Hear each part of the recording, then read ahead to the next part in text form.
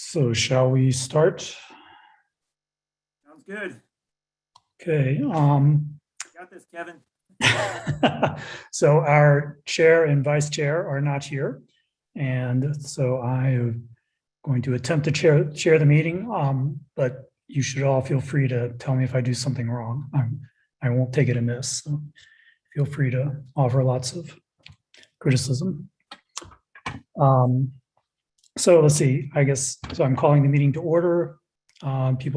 Commissioners present are Trish Hadeen, me, Kevin Walker, Sarah Stock, Jacques Hadler, Evan Clapper. We also have County Administrator Chris Baird, County Clerk Quinn Hall, P&Z Director John Gunther. I don't know what Mallory's title is, but she's here too. Associate. I didn't know whether it's assistant or associate. Thanks. I always get those two confused. Have I left? Well,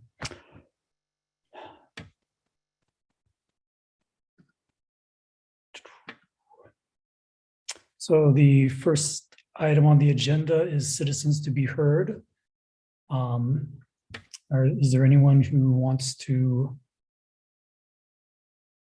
speak to an item on the agenda or anything else? I have a couple comments. Okay. This is Reed Pendleton.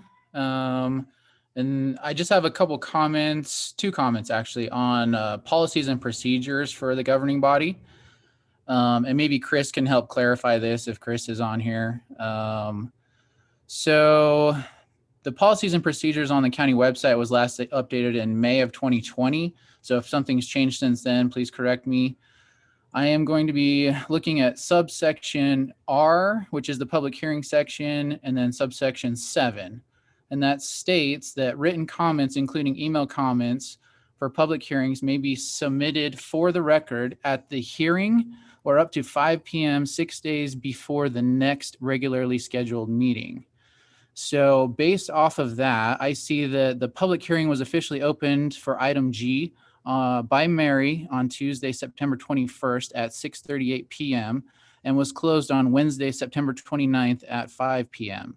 Based on the time frame of when the public hearing was open for comments, the first 37 comments in the packet on pages 53 through 73 should not be allowed as public record concerning this agenda item G, since they were all submitted prior to the public hearing. Those same 37 comments are then duplicated in the packet from pages 74 to 92. I request that those comments be removed from the public records of item G's public hearing and may not be used for the sake of public comments concerning that agenda item, since they do not fall in the policies for this governing body follows. After the removal of those 37 comments, that would leave 27 comments on the agenda packet that were submitted correctly during the public hearing. And for the record, those are 25 comments for the development and 2 against the development. So please correct me if I'm incorrect on that. And my second comment is the next part of that public hearing section.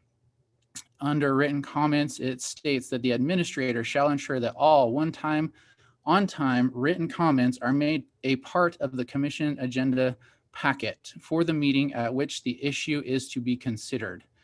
The reason I bring this up is I had several business owners, neighbors, friends submit comments on the Willow Springs development, and they copied me or forwarded me their comments on the issue. There are many comments missing from this agenda packet. It appears that the email that was used for the packet was clipped or shortened on the last page of comments, and instead of viewing the entire message before uploading to the agenda packet, it was only partially uploaded. That email says that there were 71 attachments, which could mean that there are about 46 public comments missing from this agenda packet. And I'm wondering if it's possible for someone to screen share the entire email and scroll through the comments briefly, just to put those missing comments on public record at the beginning of item G, so that all those comments can be submitted for public record on this YouTube recording. And that is all. Thanks. Thanks, Reed. Chris or Mallory, do you have any? I think there were a few questions directed at you or us. Chris, do you want me to speak to that, or it looks like you're connecting your audio?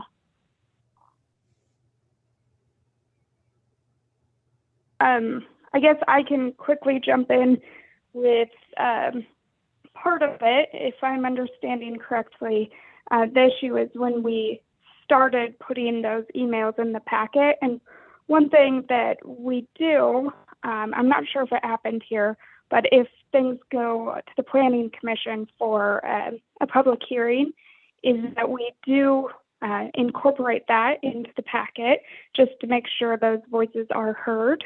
And then the other thing is, once the public hearing opens, we do accept the comments for the record until the Wednesday prior at 5 p.m. unless the chair states otherwise. And anything received after that still goes on to the commission. It's just not guaranteed to be a part of the public record in the packet. And I'm not sure, Reed, if I'm answering that or if I'm misunderstanding your questions or how I can clarify. So I think one issue was, so there's an issue of comments that were in the packet that shouldn't be, and ones that weren't, were missing somehow. I think to address the first one, I think frequently our packets have included comments on an issue, that sometimes are from a year ago or something like that, things that are relevant. So my impression is that's not really unusual. I think another comment is that what's part of the official record or not is probably not very important in this case because it's not an administrative decision. We're not ever going to be reviewed on some kind of record we've done in the past. I think we're going to make a decision based on the totality of comments we've gotten on this issue and similar issues over the past couple of years. But that does leave, were there comments missing from the packet? I'm not sure because I saw them, the email comments as they came in and read them then. Hey, Kevin, yeah. Can you hear me? This is Chris. Sorry, my audio's been dropping out, so hopefully I'm not repeating something that's already been said. I'll have Tara review if there was some mistake in making the packet, and then if there is, we'll revise that and try to get it prepared, pretty quick here. But just for the purposes of understanding the difference between comments that come in during the public hearing and outside of the public hearing, statute with regard to public hearings, requires that the commission consider all the comments that come in during the public hearing. So I guess if you read the statute literally, you should read all those comments and consider them. Comments that come in outside the context of the public hearing certainly can be considered, but there's no statutory requirement that you do so. So it's really actually not true that you can't consider those comments that have come in outside of the context of the public hearing. Your constituents and others can contact you anytime they want, but you're not required to consider them the same way as you are the comments that come in during the public hearing. So it's up to you. I'm just saying that if they come in outside the context of the public hearing, it's optional whether or not you consider them. And that's the only difference, really. But we will try to make sure that the public record for this public hearing contains all the comments that came in from the point the public hearing was opened until it's closed. And so Reed is correct that we should have that right. I just noticed there's a bunch of comments from Tuesday that are missing. And when you look at the end, it says that email was shortened, and to view the whole email, you had to click a button. So I'm just thinking that instead of attaching the entire email, there's comments that were not fully disclosed. Okay, and then one other thing, Reed, and for others in the public to be aware of, every email that comes in to the council or the commission at grandcountyutah.net is forwarded automatically to all the commissioners. So they don't rely only on the packet for comments. They get them directly as they come in. They're automatically forwarded. Yeah, I understand that. I just want all the comments for the sake of the public hearing to be made available for anybody that wanted to know what the public comments were. Like, I would like to know what the public comments were that are missing. Okay. So, No, that's- we're gonna check and make sure that everything that arrived as email does make it into the revised packet. Right. And so then I guess just to clarify my first part, so those 37 comments at the beginning that were submitted before the public hearing are not part of the public hearing, but they are public comments. That's right. And the commission may consider them if they want. There's no preclusion from considering them. Chris, this is Tara. Hi, Tara. I'm going to look into that now, but I do want to mention that I did chop off some pages from the email because they were just repeated. I don't know what you call them, but they were irrelevant. They didn't actually include any emails. They were just like a data line from Google. Okay. Well, anyway, if you could just check on that and do the best you can, Tara, to try to you figure out all the comments, that came in, if any are missing. Yeah, I'll look into that right. Upload the packet to rectify that. Okay, I'll do that now. But Okay, at this point, there are no comments that haven't made it to the commissioners, regardless of whether it made it into the packet, if they went to the commission at grandcountyutah.net email. Understood. any other comments for citizens to be heard? If not, then the next agenda item is approval of minutes. Do I have a motion? I'm sorry, Kevin. I'm sorry to interrupt. Reed, are you still on? Yeah. Can you tell me what day you think they're missing from? That might help me narrow. Hold on one second. Let me get there. Okay, so why don't you send Tara an email or something like that so we can continue with the meeting?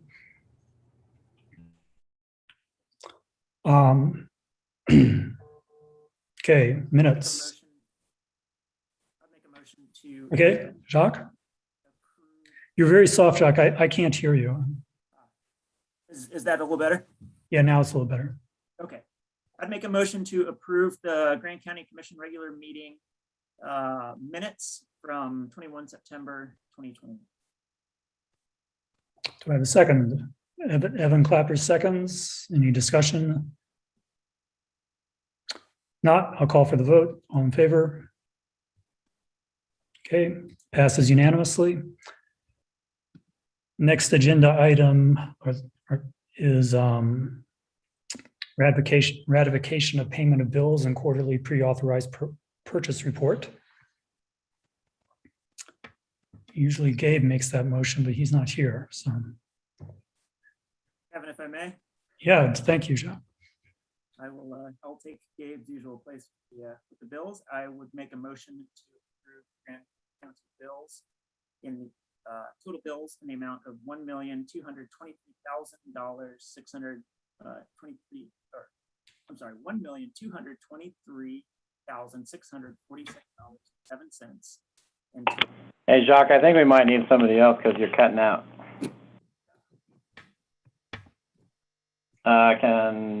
Does somebody else have the bill? I can make it. I move to approve Grand County bills for October 5th, 2021. Total bills, $1,223,645.07. Total payroll amounting to $268,520. Combined total payroll and bills, $1,492,165.07.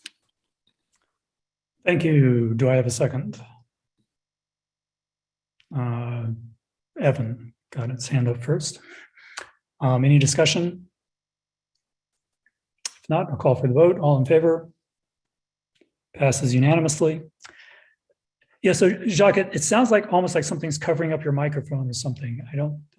Didn't sound like a connection issue, but, or maybe. I'll try calling you. Okay, yeah, the audio comes and goes. Okay, continuing, commission member disclosures. We'll have to do sorry, I didn't clump it into one, but we have to authorize the pre-authorization list. Oh, okay. Do you like to Well, make so that? this is actually, doesn't need to be, did we make it so that we need to approve this? I thought it was just a report. Oh, okay. It should just be a report. Okay. Okay. But if anybody has any questions, we can go over it now. So at this point, it's just a report of expenditures on the pre-authorized list, although I'm seeing some things that, sorry, I was confusing the large bills on the pay with the pre-authorized report. But if anybody has anything on the pre-authorized report that they have questions about. And just to be clear, this is a post report. These things listed here have already been purchased. Yeah, and so if you recall, what we did in our purchasing policy was to give some exemption to commission approval for things that are on the pre-authorized list that we had you approve. And so these are those expenditures that have happened that were on the pre-authorized list that you approved previously. Great. I would, just out of curiosity, and it's nothing tonight, obviously, but when looking at what we have spent money on, I'm also interested in what might be coming up on the horizon as a reminder from things that we approved in late December. So maybe for the first quarter of next year, we could kind of see what's coming as we work through the budgets. Okay. Yeah. Thanks, Evan. But I do like this format. I appreciate the reports.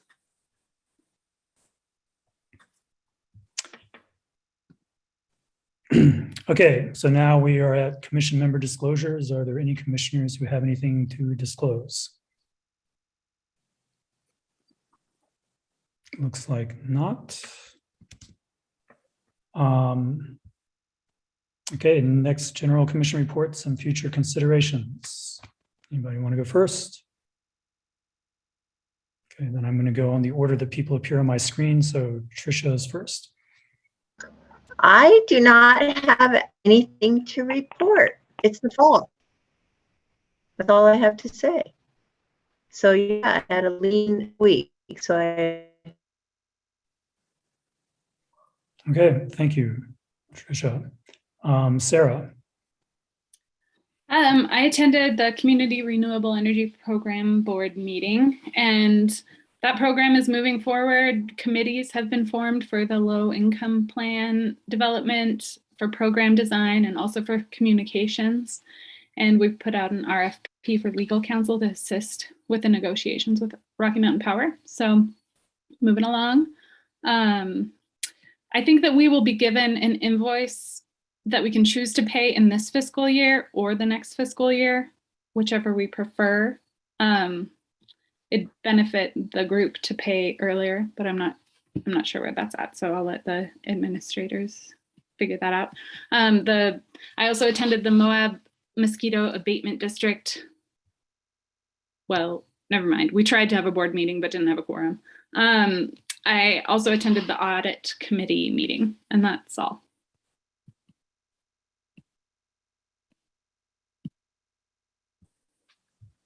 Okay, Jacques, if your audio's doing okay, or if you want to experiment with it again. Hear me now with the video off? Does that help at all? We heard that sentence. Okay. I attended a Chamber of Commerce meeting.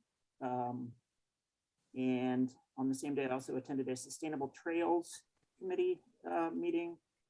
We talked about the Trail Ambassador Program and about purchasing water bottles with positive recreate with respect messaging, and discussed future plans, including a potential motorized trail ambassador as well.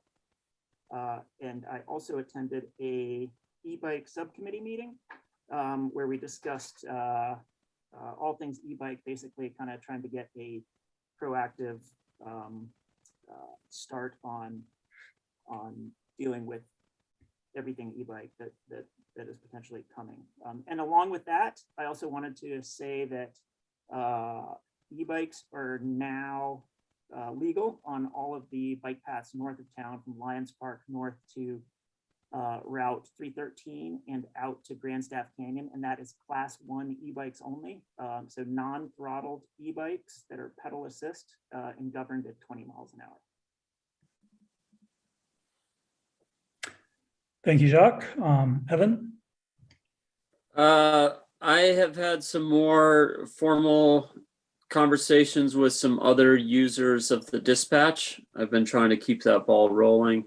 I briefly met with Chief of Police for the city, as well as the Search and Rescue Commander, maybe. I'm not sure his official title, but just trying to identify room for improvement with the dispatch services and just kind of reassure all them that it's on our radar and that we're hoping to address that.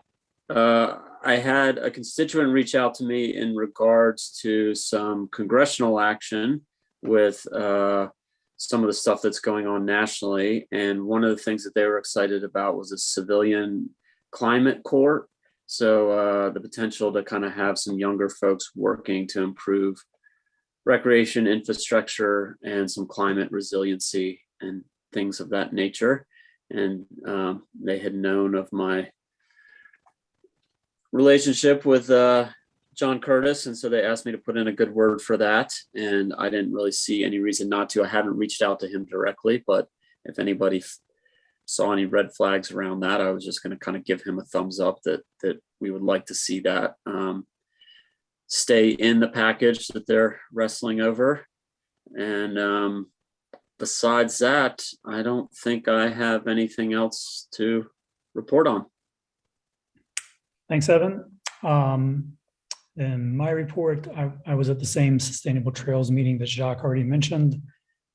And there were 2 Budget Advisory Board meetings. Those are happening once a week now. And that's all I have to report. So next is, I'm going to swap Commission Administrator report and elected official reports because I know Christina wanted to say something about the hearing that was yesterday, but she won't be here until sometime after 4:30. So Commission Administrator report. Thank you, Kevin. So mostly I'm working on the budget, and Mallory and Renee and I are also working on the salary survey. And it's really a huge job. I think, as everyone's probably aware, a lot of places around town are starting off $19 to $20 an hour. If you look at our grade and step chart, the first 5 or 6 steps of the whole step and grade chart start out below $20 an hour. So we've been working on coming up with some solutions to, bring those bottom end positions up, and also deal with the compression that would happen if we just brought those positions up without adjusting any other positions. And so we're making progress on that, and making progress on getting done with our initial steps for the salary survey. And as Kevin indicated, we're trucking along with the budget also. What I'm expecting to happen, this is how we did it last time when we did a countywide salary survey, is that I'll build essentially 2 budgets for the commission to consider. One would be the status quo budget with no changes, and then the other budget, which is going to be sort of a separate salary benefits budget that would include salary amendments. And then we'll be able to see, exactly how much money these amendments are going to cost the county if approved as proposed. And in November, we'll switch over from Budget Advisory Board meetings to the commission actually evaluating some of the bigger budget questions that are going to be outstanding. You know, salaries one, but there's also quite a few other capital requests. Some commissioners have also put in budget requests. And so all these things will need to be considered. And at that point in time, we'll have a pretty good idea of our bottom line. One other thing to note is that our broker suggested that we go out to bid for our health benefits. And so we did get those results back. And so Renee and I are going to take a look at all of those, and an upcoming commission meeting, we're going to present you with all the different bids that came in, give you our suggestions, and we'll have to decide what to do about the health benefits. And so that's kind of a big decision coming up also, and it's going to add to the budget no matter what we decide to do. Some are higher than others, and there's a lot of considerations that need to be taken into account. You know, anytime you change carriers, it's disruptive. But sometimes it's necessary to stay competitive. So those are some, future considerations that are coming up. The first week in November, I'll have a tentative budget for you to approve, and at that point in time is when we switch over from the Budget Advisory Board to the County Commission, making some budgeting decisions. First meeting in December is a public hearing on the budget, and then normally the second meeting in December is when we approve it. We have all the way to the end of the year to approve the budget, but obviously we don't want to mix it up with the holidays if we don't have to. So that's the plan. Thank That's you. all I have, Mallory. Thanks, Chris. I think you pretty well covered it. Lots of case study. That's all that I have today. Okay. I don't see anyone here for department reports. Quinn, do you have anything to report? Actually, I'm sorry. I guess there's John is here. Did you want to make a department head report? Yeah, Kevin, this is Quinn. I don't have anything to report. So if Okay, John's got something, then great. Thank you, Kevin, acting chair. We have a steering committee meeting on Thursday. I'm not sure who's attending. I'm guessing it would be you, Kevin, because you're here now. So we'll be looking at the general plan executive summary. And then we did have a question around, which has gone to the commission overall, the next steps of the strategic plan. So our goal is to actually get a staff report to the next commission meeting. It'll still be draft, the strategic plan, and then continue to vet that through the general plan process and through public process. So I don't know if there's any questions about that.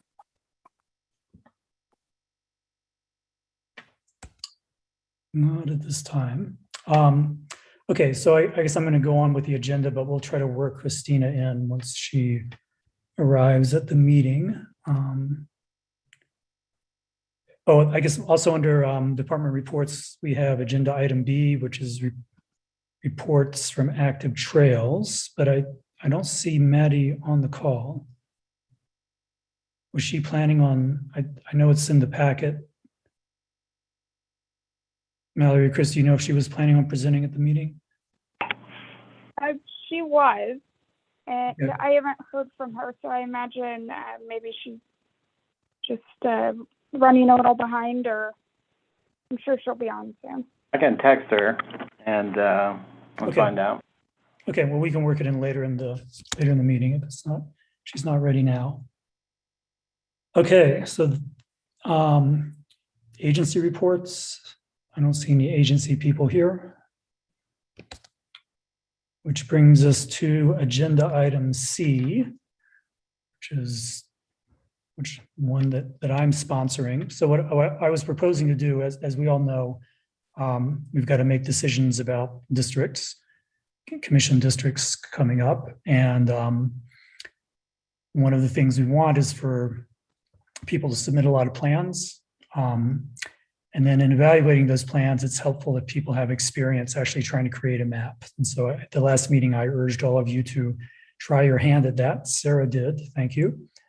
No one else has so far, so I thought we just do it live. I think if we're efficient, we can do it in 10 minutes, construct a whole plan. So what I'm going to do is share my screen, and then someone who's quick and decisive will say where to start, and we'll just create 5 districts. And anyone who's watching on YouTube will also get a little lesson in how it works.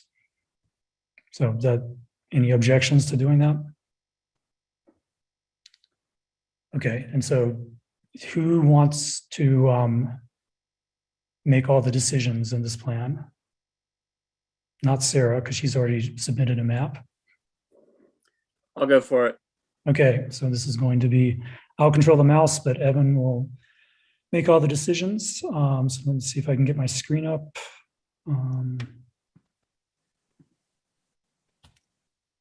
You all see that? Okay. Yes. Okay, great. Okay, so this is the county's redistricting site. I think if you go to grandcountyutah.net/redistricting, it'll take you here. There's also the portal.utahmapping.org. And there's some explanatory videos here, but the button we're interested in is at the bottom, ready to submit a commission district map. So this is, I think, going to open in a new tab. So hopefully you will be able to see that new tab. Okay, do you see a map? Yep. Okay, good. Okay, so this is the county. These are all the census blocks within the county. Some of them are huge, but there are also no people in the huge blocks. And the ones we care about most are down here in the south. So we have to pick, usually the way you do this is you pick a place to start. You start adding census blocks to your district, and you'll see a little readout on the right-hand side telling you how big the population is. And then once the population gets close to the ideal population, which is this 1,933, then you stop and you start working on the next district. So where shall we start, Evan? I like to go from the outside in. So why don't we grab Castle Valley? Okay, outside in. So I'm going to click this little paintbrush tool, which now we're going to be doing districts. Something that's really important is this brush size. Usually when we're in Spanish Valley, we want it to be small, but for on the outside, large. And we start sort of painting. I'm just sort of holding the mouse down and passing over all these districts. Yeah, can you swoop up north towards Thompson? Okay. Kind of like, yeah, shadowing or straddling the roads there. You want to just get all of the county outside of Spanish Valley? Because that's still going to be. How are we getting to it? Yeah, we still got a ways to go for ideal. Yep. Okay, so I'm just kind of getting almost everything. And so the question is I think we've got almost all the people outside of Spanish Valley right now, and it's only 500. So we have to add in roughly 5,500 people in Spanish Valley. You missed the edge. We got Elgin hiding over there. You better get them in there. You mean you're talking about this area? Kind of northwest of there, the edge of Green River, like our side of the river. That's still, isn't that? Can you go a little left? That's actually part of Emery County. They annexed. No, but north of there. There, you got it. There's a little more there. Okay. Sorry, I know this is for demonstration purposes, okay. But. Yeah, sorry, my computer's slowing down. So think about where you go next, and I've got to get a cold pack.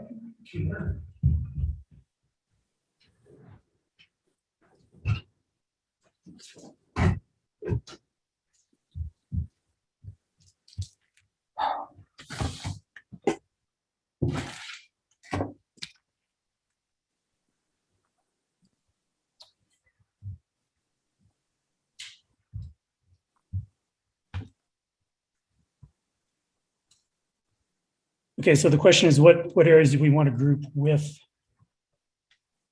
Castle Valley and Thompson? You got up on like Willow and kind of the north side of the mountain there. Yep, that's all been filled in. That's not a giant pocket of population. No.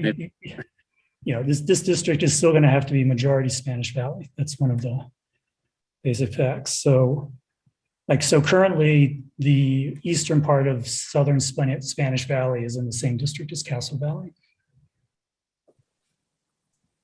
But we don't have to do it that way, but Yeah, I was thinking keep them separate so they had two kind of voices. okay. So should we just start moving in from the Sure. north then? Yeah.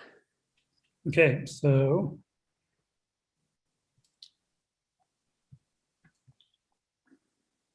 All right.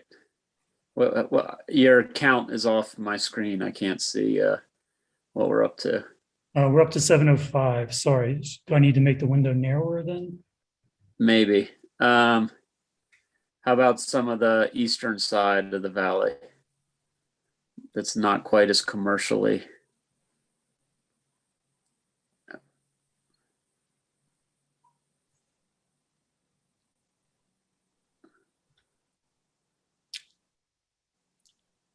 Okay, so I'm just going to work my Yep. way in from the east since this is just a Perfect. demonstration and we don't want to Yep. spend too Great. long. So we're getting closer now. 1600.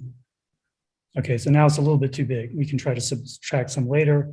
So now we go up here and we click the next color. District number 2 is yellow. I'm going to make the brush size smaller. That's important when you're trying to pick out these small census blocks. Do you want to start from this area? Let's come from the southern border and Okay, work our way north. Southern, whoops. Okay, there's an undo button here. And I'm also going to, this checkbox here is important. I'm going to lock in the districts we've Okay. already drawn so we don't erase any of the blue stuff. So starting in the south.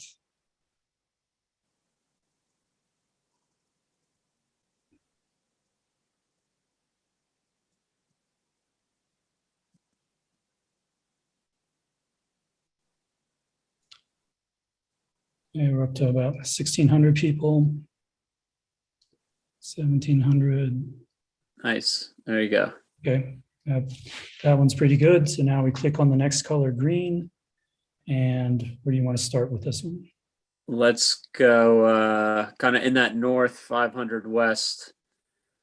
I mean, it is the best district there, so Okay, we want to. Evan's favorite neighborhood up here. Okay, so yeah, Yeah, let's we stay got- on the west side of 191. we're just, okay, our fourth Yeah, district. or whatever. Okay. So we'll get these areas along Cane Creek. Working our way along here, Mountain View.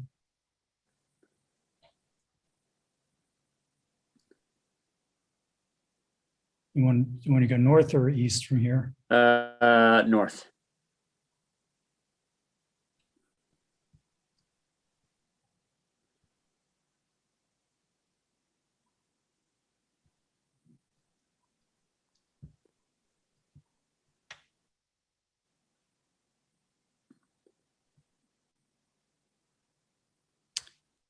There's a few little places that we missed. We can clean that up later.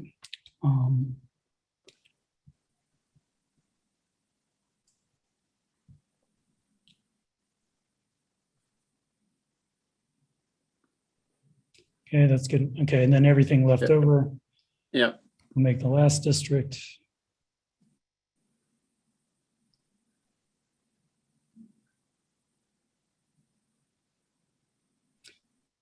Okay, and then this is definitely too small. One important note, you see this max population deviation, which right now is about 22%.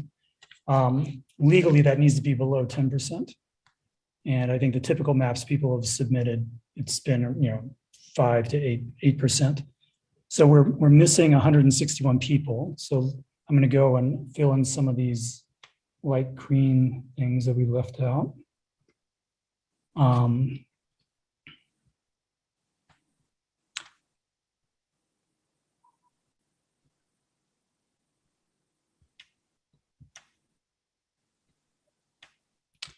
So yellow hole right here. Okay, so now we've got everybody with 22 people, so that's not going to make a big difference. So our problem is this district number 3 is too big. District number 1 is also a little too big, and district 5 is small. So I'm going to unlock the existing districts, unclick that. And now I'm going to add stuff to our red district. It's easy to add some blue things here.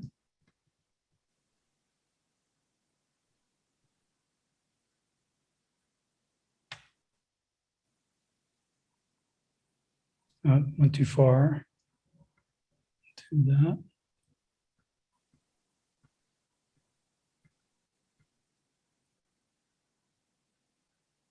Okay, so we would have to keep playing with it, but this gives an idea.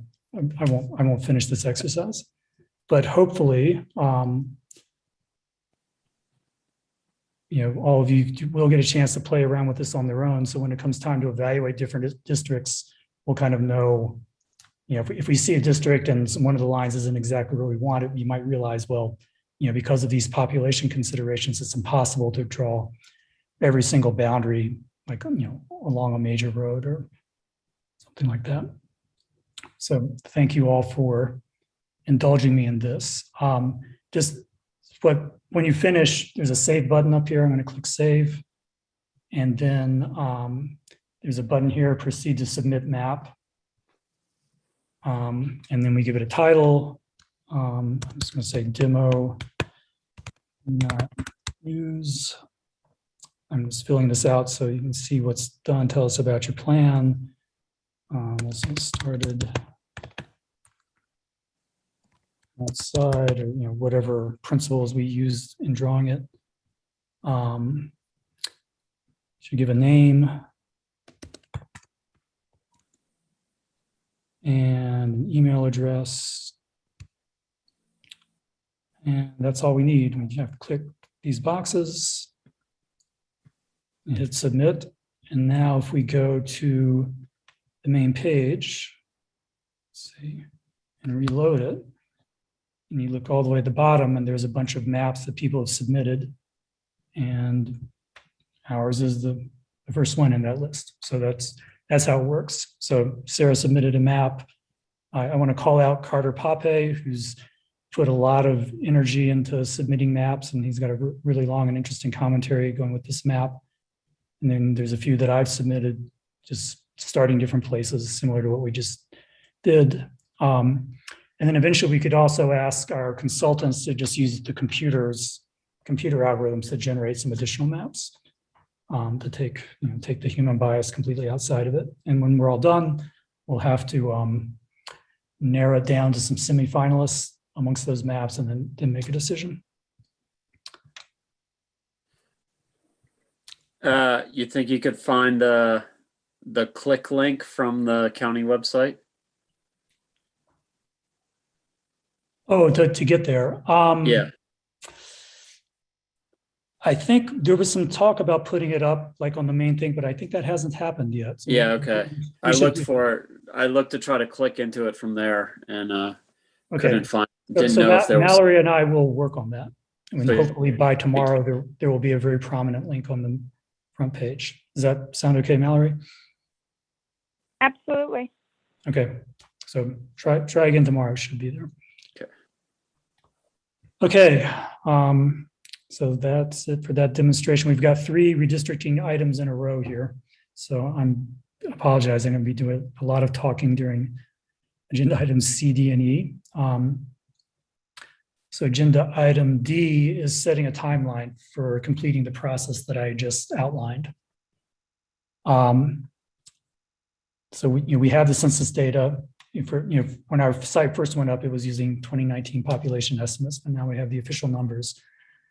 So we've got all the tools we need to draw some maps. And so I think the first step is to give the public some kind of deadline for saying, if you want to submit a map, do it by a certain date. And then we'll have some period where we discuss it and take public input on maps. And then, we should have a time that we're going to make a final decision, or at least a tentative final decision. I mean, we might want to look at what happens with state redistricting before making it really final. What is the timeline, the ultimate timeline for us? When do we have to make the final decision?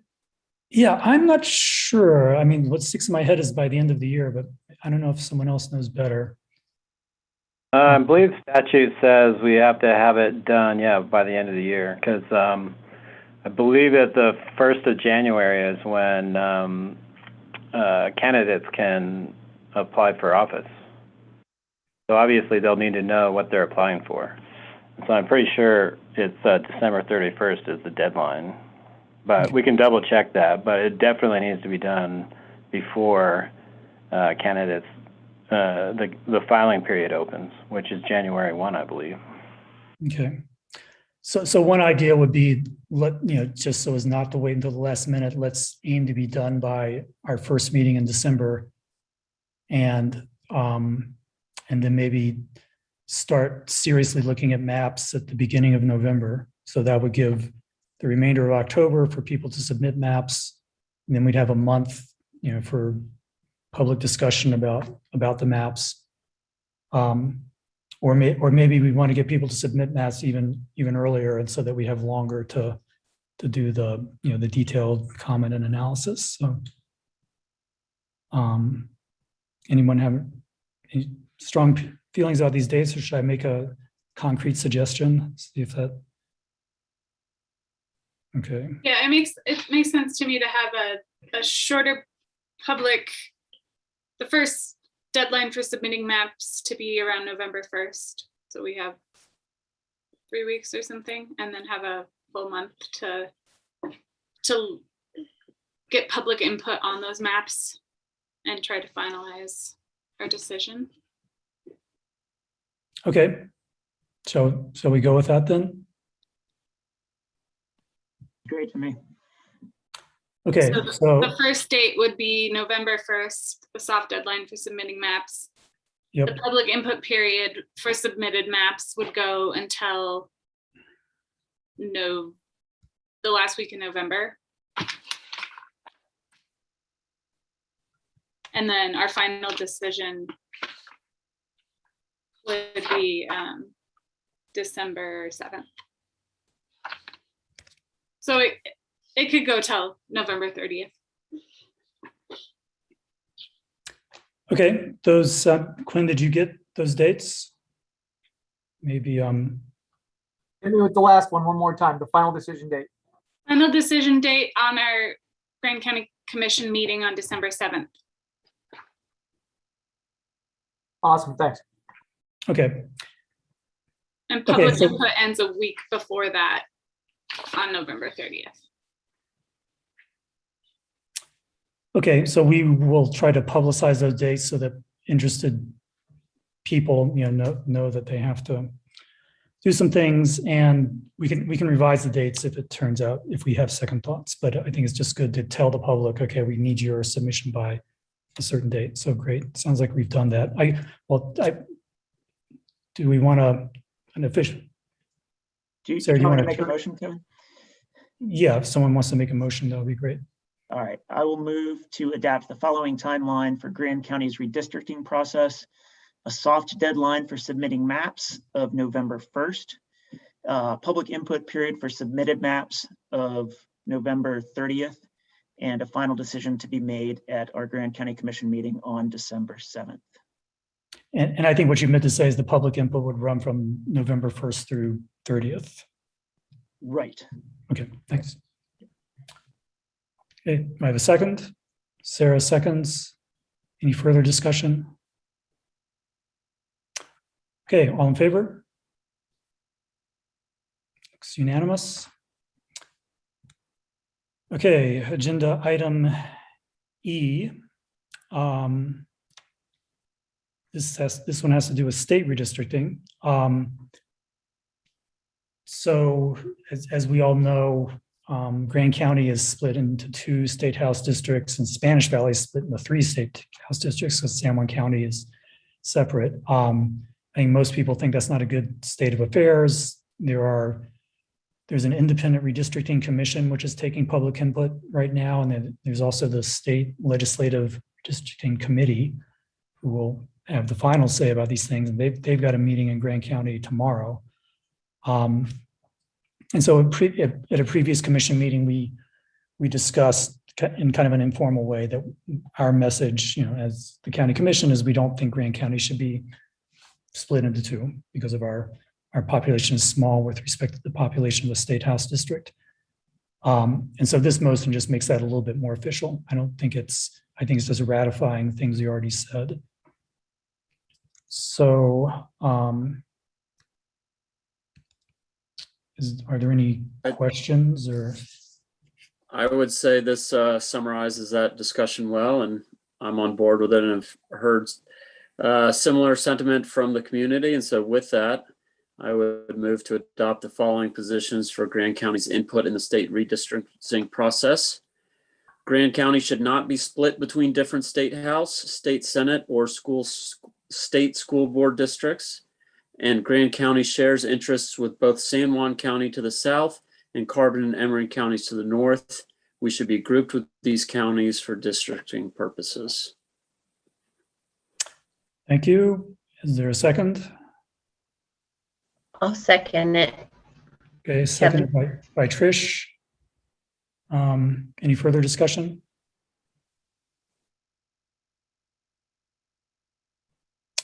Okay, I'll call for a vote. All in favor? Passes unanimously. And I do urge you all to, if you can, attend the Legislative Redistricting Committee meeting tomorrow. I think they have both online and in-person options. And I think it would be good if, more than, I plan on attending, but, we can make use of the fact that we have such a large number of county commissioners and get a lot of county commissioner comments. Okay. Do you have a link for doing that virtually? I think if you Google for Utah Legislative Redistricting Committee, I found my way there, but I can mail it out after the meeting. Great, thanks.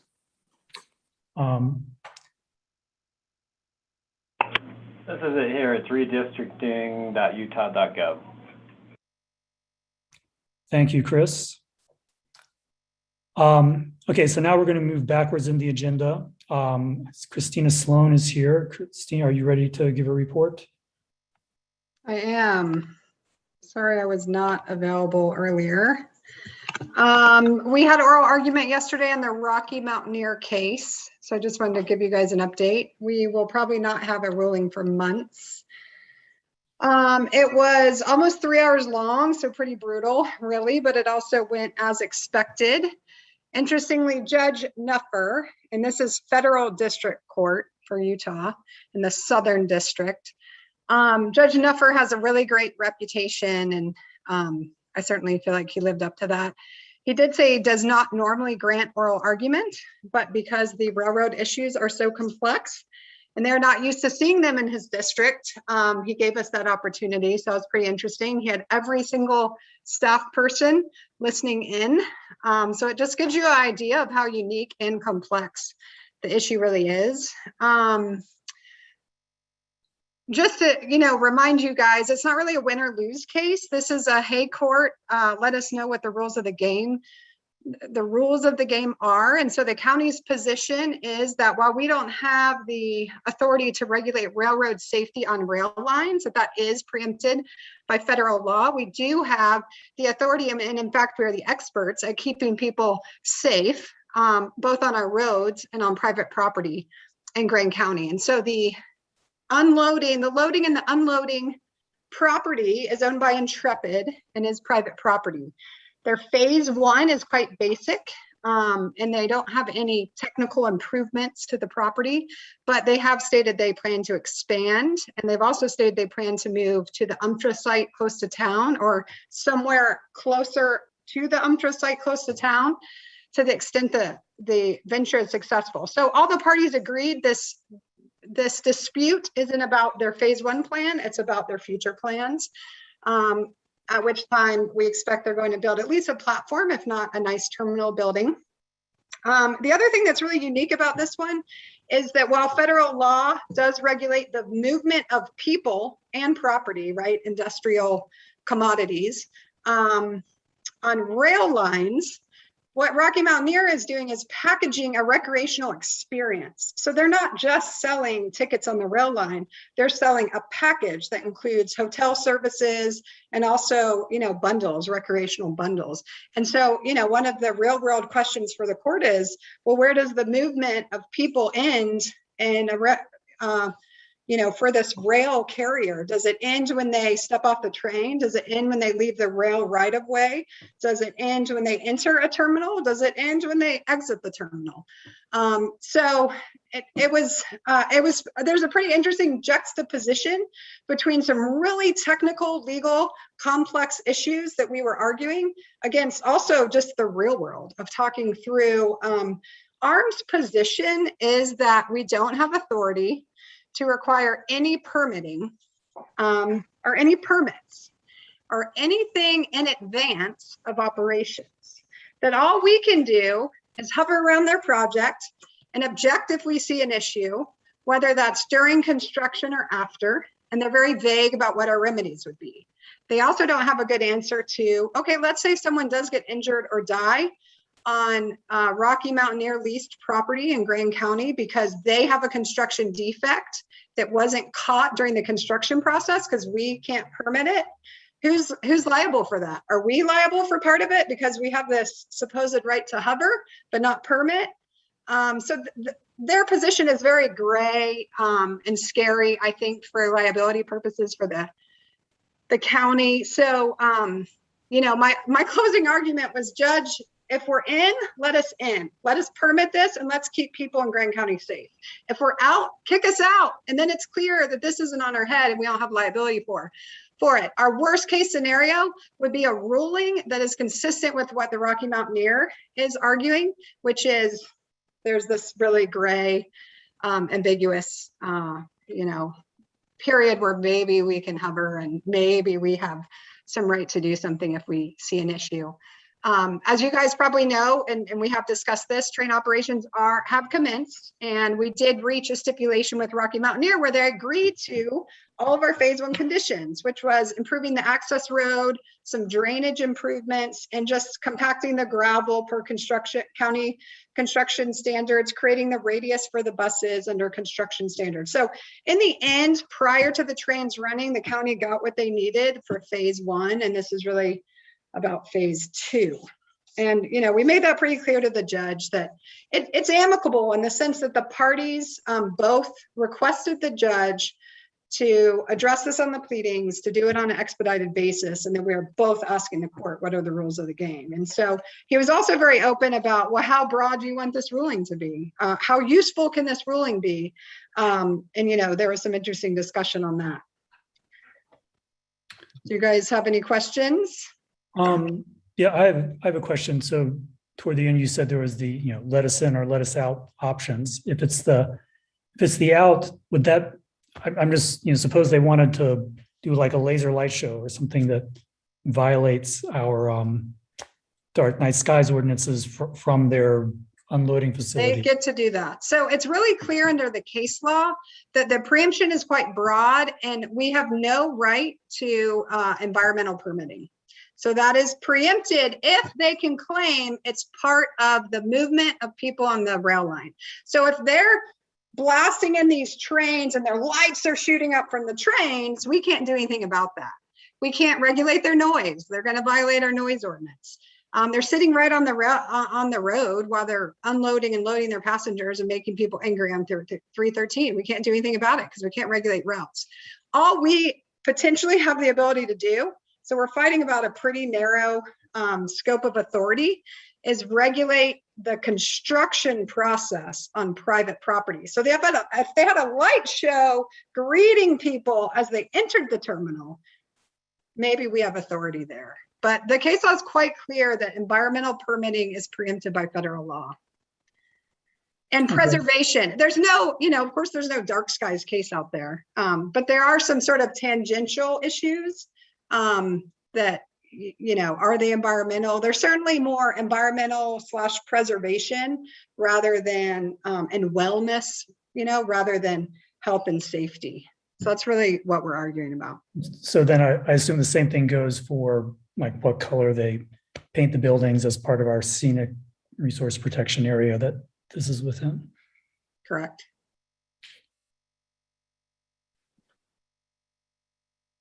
But is that true even under your preferred outcome of the case? Right. The only issues we are arguing is public health and safety. So the construction permitting. Okay, thanks. Yeah. And maybe there's room there for, a really obnoxious light show that's on private property, into the future, we could argue. But these are hypotheticals that are not before us. What is really before us is they're objecting to our authority to even permit construction process and, improvement of the property. Okay, thanks. Yeah. Any other questions? I'll certainly let you guys know when we have a ruling, but I do expect it. The court it's federal court, so I think they have up to 6 months to issue a ruling. The court did ask the parties to submit a few things after the hearing, and both sides have done that already. So now we wait. But meanwhile, the stipulation controls operations. Okay, well, thank you. That was a very interesting report. Next up, we have Maddie, the trails report.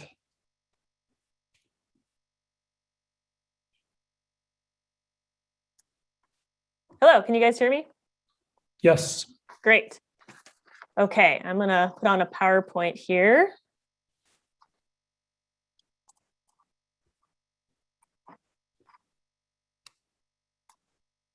Okay, are you guys seeing full screen PowerPoint? Yes. Fantastic. So I wanted to give you guys an update just about our completed summer season, as well as now we're into the fall season, what we've been up to, and a brief overview of where we're at with the Trail Ambassador program that is new this fall. Oops. There we go. So this summer, we did things a little bit differently than we've done in past years. We spent all of August focusing just on one project, Burro Trail, which really needed some intensive maintenance and some fairly technical building to work on some switchbacks that were blown out. And so we spent the whole month up there, and we worked for much of the time with the Forest Service crew. So this is a photo of our crew that was just our summer seasonals plus the Forest Service crew at the top of Burro, which we hiked over pretty much every day on a rare smokeless day. And so for the switchbacks on the left, that's actually me up there on top of that rock wall. But these are sections where, if you're a bike rider, you're probably going over it in about 30 seconds and you're not going to notice this, but we had to do a lot of very technical building to create structures underneath these switchbacks because they were in really bad shape and there was just a lot of erosion occurring.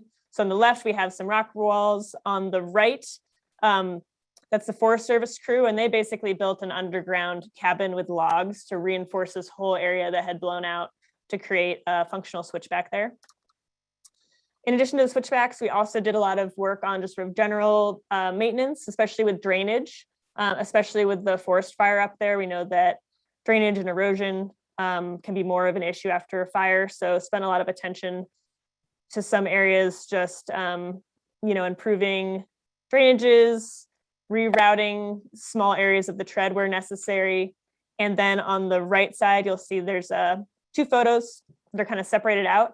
We also helped the Forest Service with a short reroute around a section of road that has, it's just the grade's too steep for folks to ride. And so it's getting really rutted and eroded. So we did a nice little switchbacking single track reroute around that section. So the top is us building it, and then the bottom is the finished product down there. And so we finished up with all the Forest Service projects right at the end of August, and then transitioned pretty quickly into our fall work. And most of our fall work this year is going to be repairing damage from the summer monsoons. We got some, I'm sure you guys noticed, we got some really intensive rainstorms, and some of those hit specific areas really hard. So this picture on the right here, this is part of a trail, and you can see that there's a whole chunk of trail that used to be soil with plants, and it's just completely gone. So for the most part, a lot of the maintenance we do is dealing with sort of slow term wear and tear from the elements and user created damage. This year, we're rebuilding quite a few trails. They've been wiped out. So I'm going to guide you through 3 different projects we've been working on, just to show you guys some pictures of what we're doing out there in the field. So the first one we've been working on is the Amosabat Connector Trail. And on the left, you can see Laura, our AmeriCorps Vista. She's looking for the trail. It's not there. It's totally gone. As a few weeks ago, it was completely wiped out. On the right, you can see an example of some of the debris buildup. So, you know, we put lining on the trail to delineate it. Pretty much all of the lining was removed in the flood. And then we've got big buildups of, you know, vegetation, mostly cut tamarisk and other places. So on the left, you can see this one specific section that we took a lot of photos of because it actually has a lot of rocks are buried under there to help with issues with sand in that particular area. So you can see what that little area looked like before, and then after it's a debris pile. So we've been spending a lot of time in there with volunteer groups, going in, fixing ruts. You can see on the left, that big trench is where the trail used to be that they are filling back in. And then also, if you look on the right, that's one of our posts to warn people that there's a bridge coming up, and you'll see that it's knocked over. There's a huge debris pile. And if you see in the back there, I don't know if you can see it, but oh yeah, there it is. There's a little bridge that is washed out. And so one piece of information that's good to know about this is, even though it looks like total carnage, the bridge design was actually a new design for us. Tyson Swayze, our operations coordinator, and Grady Anderson, who was one of the BLM engineers last year. They spent a lot of time thinking about how to design a bridge that could serve all the functions we wanted it to for the user groups, and then also be durable enough to survive a flash flood, because we know in the flash floods, it's not just water, it's also like trees coming down and all kinds of debris. So our goal was to plan on having a bridge that could break away, that we could set back up again, but we didn't want to lose it into the Colorado River or have to rebuild the whole foundation. And so we're pretty excited to see that both bridges got washed out this summer in the monsoons, but they did not go down to the Colorado River. They just got placed right along the bank, which is exactly how we were hoping it would work. So on the left, you can see the bridge just set off to the side, like someone placed it there, with the foundations, those Gabion baskets full of cobblestones. And then on the right, you can see how we attached this bridge at Amosabat Connector Trail, which is with earth anchors. So basically big, long 4-foot screws that went down into this beach, what's essentially beach sand, because there's really nothing else to secure the bridge to. And then we equalized it like you would a climbing anchor, and it worked really well. So we were really thrilled to see that they work. And then weekend before last, we had 2 volunteer events. We had National Public Lands Day and an event with CFI, Kenny Lands Field Institute. And so one of the projects they did was they went out to Amosabat Connector, did a lot of work with the, those big trenches, got the bridge back up. The tumbleweeds had kind of taken over since no one was riding it all summer. So they did a lot of weeding, rebuilt some sections that had blown out. And you can see that photo I showed you guys right at the beginning of the section of where all the dirt has disappeared from this trail. On the left is the before when we got there. And then on the right is after we had those volunteer groups. So rebuilding that whole section with rock to elevate the tread a little bit. And so the Amosabat Connector Trail, it's now open. And we did actually, right after we had everyone come out to help us put the bridge back up, it actually washed out again in our most recent rainstorm. But we were able, with just 4 people, we were able to take off the decking, which is the heavy part, get the bridge back up and put the decking on in just a few hours in the morning. So except for a few hours early on Saturday morning, that trail is now open and good to go, and people have been riding it again. The second area we've been focusing on is Clonzo. This area just the rainstorm must have just been right over it, because all of the trails got some damage, but Clonzo, there's a lot of trails that basically need the tread reconstructed. So this is the map of Clonzo, shows the whole network. There's some damage in the south as well. We've been focusing mostly on the northern section because there's some trails that have the riders will just have a high rate of speed. And so those ruts become really dangerous because they're about tire width running, parallel to the trail. And so it's kind of a dangerous situation if someone's comes around a corner at a high speed and then they get sucked into one of those ruts. It can really trip people up. So we've been going out there. I'll just show you guys a few pictures of some before and afters of our projects. So this is some armoring on a hillside that had gotten blown out. And so the before is, without armoring. And then the next one is kind of the finished result. This was a section of trail where a wash just kind of took it out. And so the main thing here is it lost all the delineation. And so going back in, just reestablishing that tread, reestablishing the delineation so people can find where they're going. And then this is an example of a lot of the ruts that we've seen out there. We've gotten a lot of reports from people too. And we've been out there quite a bit. So most of them are taken care of. There's definitely still some more work to do. So if you are out riding there, you might expect to see a few more of these, but basically we've been going in and not only just sort of smoothing over the tread, but also, looking where these new drainages have formed and adding in a lot of drains. So it does take us a little extra time than just going in and patching up, but hopefully for the next rainstorm, there'll be additional drains out there to help this from being so severe next time. And then the third area that also got just really slammed by the monsoons is the OK Corral, which we just finished maintaining in the spring. We did a big project out there with volunteers and with machinery to kind of reshape that whole area. And so unfortunately, here's what it looks like now. So we did kind of do some sleuthing around, and there's a drain that's actually connected to sort of a ranching operation. And we can see where it was blocked. And so the water hopped into the corral and create all this erosion. But the good news is if we go in and we clean out that drain a little bit more, we shouldn't have that problem in the future. It was just, the kind of a brand new design out there. And then the first rainstorm we got happened to just be a pretty intensive one. So we will be fixing this in the fall, probably in November, since we'll have machinery out there again. So it's not ideal for all the volunteer groups we have coming up, but definitely a priority for us to get that back in shape. So in addition to the 2 volunteer groups we've had already, or the 2 events we've had, we're pretty much scheduled every week this October with volunteer groups. And so these photos here are just, these are all groups that have come or have worked with us for several years in the past.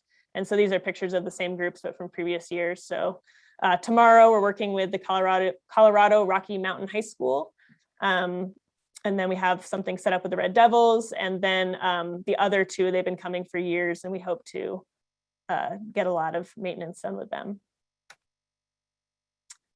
So for the Trail Ambassador program, so I did send you guys an email just to let everyone know when it was launched, but we now have 6 trail ambassadors in the field every weekend, and they'll be rotating between different trailheads. So for the hiking trailheads, that's Grand Staff, Mill Creek, and Corona. And then for the mountain bike, we have the Brands, Amasa, and Navajo Rocks. And these sites were all chosen in partnership with the BLM of just where they see a need for having extra education out there for visitors. And so if you guys are out at these areas on the weekends, they're going to be there peak hours, so roughly between 10 a.m. and 5 p.m. So you might see a kiosk or an easy up tent set up. They're set up out there, and 2 ambassadors. There'll either be 1 or 2 at the pop-up tent, or 1 there and then 1 person roving the trails and talking to people on the trails. And then on weekdays, we were able to hire a few folks who have availability to do roves on the weekdays as well. So right now they're primarily at the hiking areas, but we may expand that as well as people become more available a little bit later in October. And so the objectives for this program that our ambassadors are doing out there. So they're basically, talking to visitors about how to protect themselves.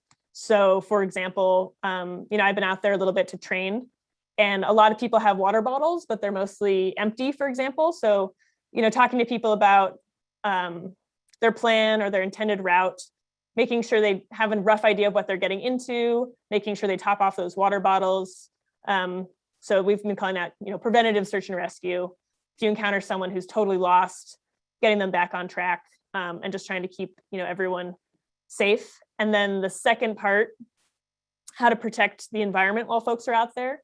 So we have all of the trail ambassadors went through a Leave No Trace training, both with the Leave No Trace organization about how to communicate these ethics or principles to folks, and then also with the BLM and myself just going through all of the Leave No Trace behaviors or minimum impact practices that are specific to the desert. And so they're tailoring those dependent on which trailhead they're at. So for example, at Mill Creek, they're talking to folks about staying on the trail and being aware of different social trails and really trying to pay attention to stay on the main trail. Talking to them about vandalism and scratching into the rocks and how that's a problem for the community, and how they should, if they see it, to not add to that problem, and if they see other folks scratching their names, to politely educate them if they feel comfortable. And then also just packing out all waste, including organic waste, since that's something people coming from wetter areas don't really understand, that if you throw your banana peel, that banana peel is not going away anytime soon. So kind of tailoring these different objectives depending on where they're at. And then also talking, kind of the third part of it is also talking to folks just about how to be respectful to other trail users in the community when they're out here. So that might include, some folks, they might not know that if they're blasting music where they're sitting, that can echo down the canyon, be heard by everyone around. They might not honestly just be aware that it's a busy area. And so, a lot of the conversations with the trail ambassadors to visitors are starting out with, Moab sees about 3 million visitors per year, and kind of setting that tone that this isn't, that even though this area might feel like the wilderness, if you're coming from LA or New York City, it's actually a pretty high use area, and there are a lot of other people around, as well as wildlife that lives in the canyons. So just being aware of other folks around you with noise and things like that. And we've been taking a lot of notes on just the experience the trail ambassadors are having out there, since it is a new program. And they're dividing it up between, dividing up how they record their encounters between basically just folks they encounter, but maybe don't have a very in-depth conversation with. So maybe just like saying hello, or someone just seeing a person in uniform out there. And then we're differentiating that between informative interactions. So informative interactions are where they talk to folks about, have you heard of biological soil crust? Could you please stay on the trail? Let's talk about graffiti, like those more in-depth conversations. And when I was out there on day one to do the last portion of the training, the on-site training, the trail ambassadors talked to 224 visitors, and those were in-depth informative interactions, showing them what biocrust looks like, talking about all those issues and maybe additional if they have kids and things like that. And then there was only 3 folks who walked past that they weren't able to talk to because they were talking to other groups. So in my view, that as someone who's spends a lot of time about thinking about like the signage out there, that's a pretty incredible number of people you can contact in just a short period of time. These photos show, this is a little sandwich board that's out there. So when folks are roving the trails, if they don't have the Easy Up tent, they're doing a solo rove, they can have this little informational panel out there to let people know. To the right of that shows the Easy Up and some of the little bit of the table. And then below is our booth at Outer Bike this past weekend. So this is our old Trail Mix Easy Up that we've had forever, but we also had some of the trail ambassadors out there to kind of ease them into the mountain bike realm and prepare them for starting to go out to Mossaback and some of those other areas. So we had one GCAT staff member out there and then one trail ambassador out there paired up so they could work together. And I will show you guys, since I have it right here, just some other little things we have out there so far. I don't know if you guys can see this. This is a little example of what healthy biocrust looks like, because one thing we figured out very quickly when you're talking to folks about biocrust is that at those trailheads, they are so impacted that it is kind of difficult to explain to people that, something so descriptive as talking about how the soil should look. So having an actual example out there has been really great, especially talking to kids and families, as opposed to only having a photo. And then we've also have a few folks, or a few items for kids too. This is a little reptiles guide. So just, as the trail ambassadors are out there, we're noticing like what helps with the interactions with families and what helps bring people over to the table. So we're just going to kind of keep adding things as the season goes on. And that is the last slide. Does anyone have any questions? No question, but comment. I think it's great. All the work that you guys are doing is fantastic. I've definitely been out on some of the trails recently, especially the connector trail on Amasaback and Clonzo, and noticed your work and appreciate it. Oh, great. Yeah, good stuff. And in the bike shop the other day, a couple had met some of the ambassadors on one of the hiking trailheads and had a very positive experience with them that they relayed to me. And so I thought that was awesome to get that. Great. feedback. Yeah, and I should Also- add that, I mean, the folks we were able to hire, we hired, we have a park ranger, it's been a park ranger for 3 years in Moab. We have a school teacher. I mean, the folks we have some former guides who work for Escape. I mean, just the caliber of people we were able to snatch up is fantastic. Yeah, absolutely. And was that Scott Escott in one of the pictures that you showed? Yeah, he came out to National. I was actually not there because that was the first day of the Trail Ambassador program, so I was training them. But yeah, him and Sharon came out for the volunteer Awesome. day. Anyone else? Any questions? How many days a week are the trail ambassadors out there? So for most of them, they're only available on Saturday and Sunday, which is what we really were looking for because those are the peak visitation days. And then we have one trail ambassador who her season just ended for the Park Service. So she's basically out there full time. So she's out on weekends with another person as a team. And then she's also out roving the trails for an extra, 28 hours or so. Okay, great. Yeah. And what about times of year? Is it going to be year round or going to stop in November? So, a lot of the scheduling, well, it's dictated by, when the crowds are here.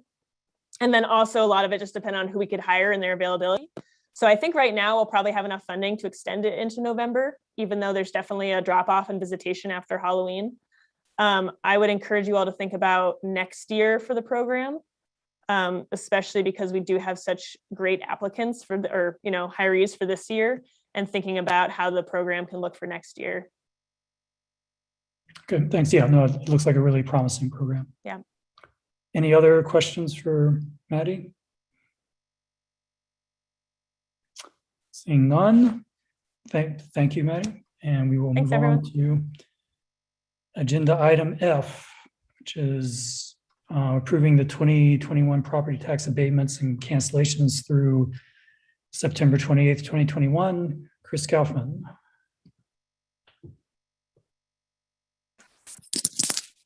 Thank you, Kevin. Can you hear me all right? Yes.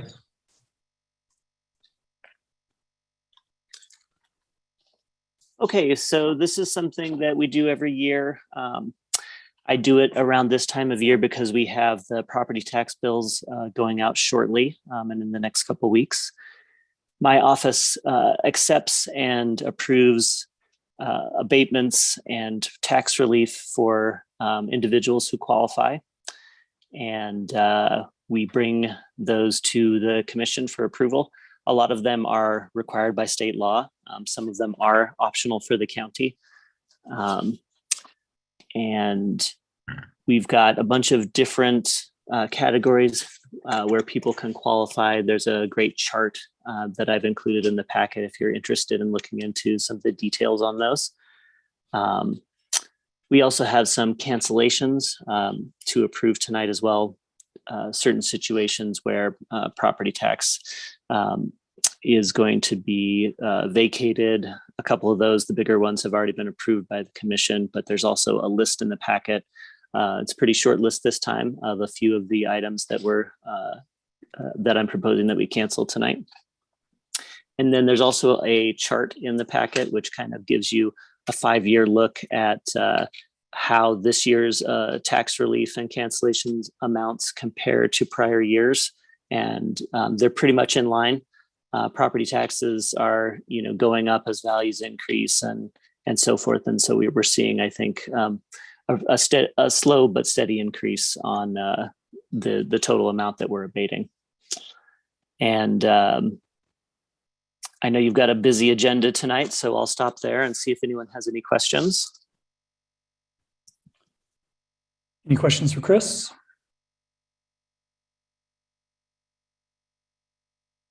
No, it was a good summary in the packet. I appreciate that. Yeah, I also found the packet very informative. It was also nice to have the citations to state code in your table. I would move to approve the 2021 property tax abatements and cancellations through 9/28/21 as presented. Okay, motion by Evan, seconded by Sarah. Any further discussion?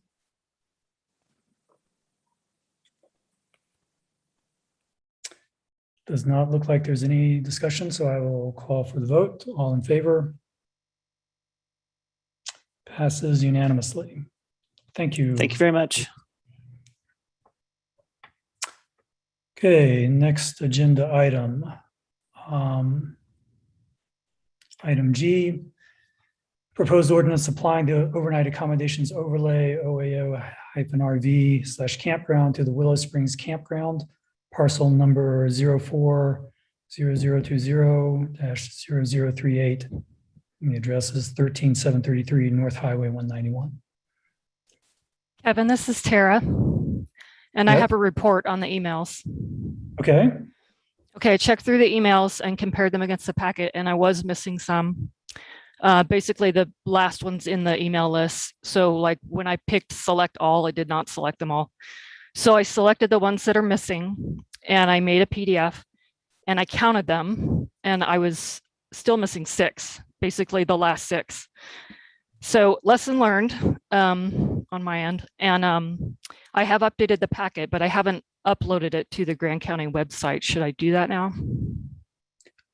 I don't think it's necessary. As we discussed before, I think all those emails also went directly to the commissioners. I know that I read them all, and I think the other commissioners did too. Yeah, but for the public's benefit, let's upload them, Tara. Right now or after the meeting? Well, is there anything else you need to upload, or is that it? No, I just added the missing emails. I don't know if it will mess up people if they're on the link. Well, it downloads, and so I think it's fine. You can go ahead and upload it. Okay, I'll do that. Okay, thank you. Appreciate it. Okay, Lisa, did you have anything to say? Yeah, I wasn't gonna say a whole lot, but I realized that it might be beneficial just because I did read a lot of the public comments, and I appreciate so much the amount of public engagement that this community has. It's amazing, and I love that. As a planner, it's always awesome to have lots of public engagement. So, but I just wanted to, as a kind of to sort of recenter the whole conversation, is to give a summary of the background. So I'm just going to do that really briefly, and then we can go from there. So following a public hearing on April 12th, 2021, the Planning Commission failed to approve a motion to send a favorable or unfavorable recommendation to the County Commission regarding the application to apply the OAO RV campground to the subject property. The motion failed 3-2-2, with 3 commissioners voting in favor, 2 commissioners voting in opposition, and 2 commissioners abstaining from the vote. The planning commissioners voted to send a favorable recommendation, stated the reasons, including support for a local developer with a proven track record in Grand County, the creation of new jobs with employee housing provided, and providing more opportunities for formal camping and parking RVs in an area with significant illegal informal camping. In addition, the applicant applied for the OAO RV campground before the small area plan for the 191-313 node was created, and thus was denied approval until the SAP was completed. The applicant participated in both processes of crafting the OAO and the small area plan, and has submitted an application that proposes compliance with the Scenic Resource Protection District and the OAO district. So that's kind of just a brief background of the most recent process that the applicant has been through. I guess I would just also note that kind of an update to my staff report is that the public benefits for this project in relation to the public impacts. So the public benefits would be that this, I guess, it's an example of this development would be an example of an energy efficient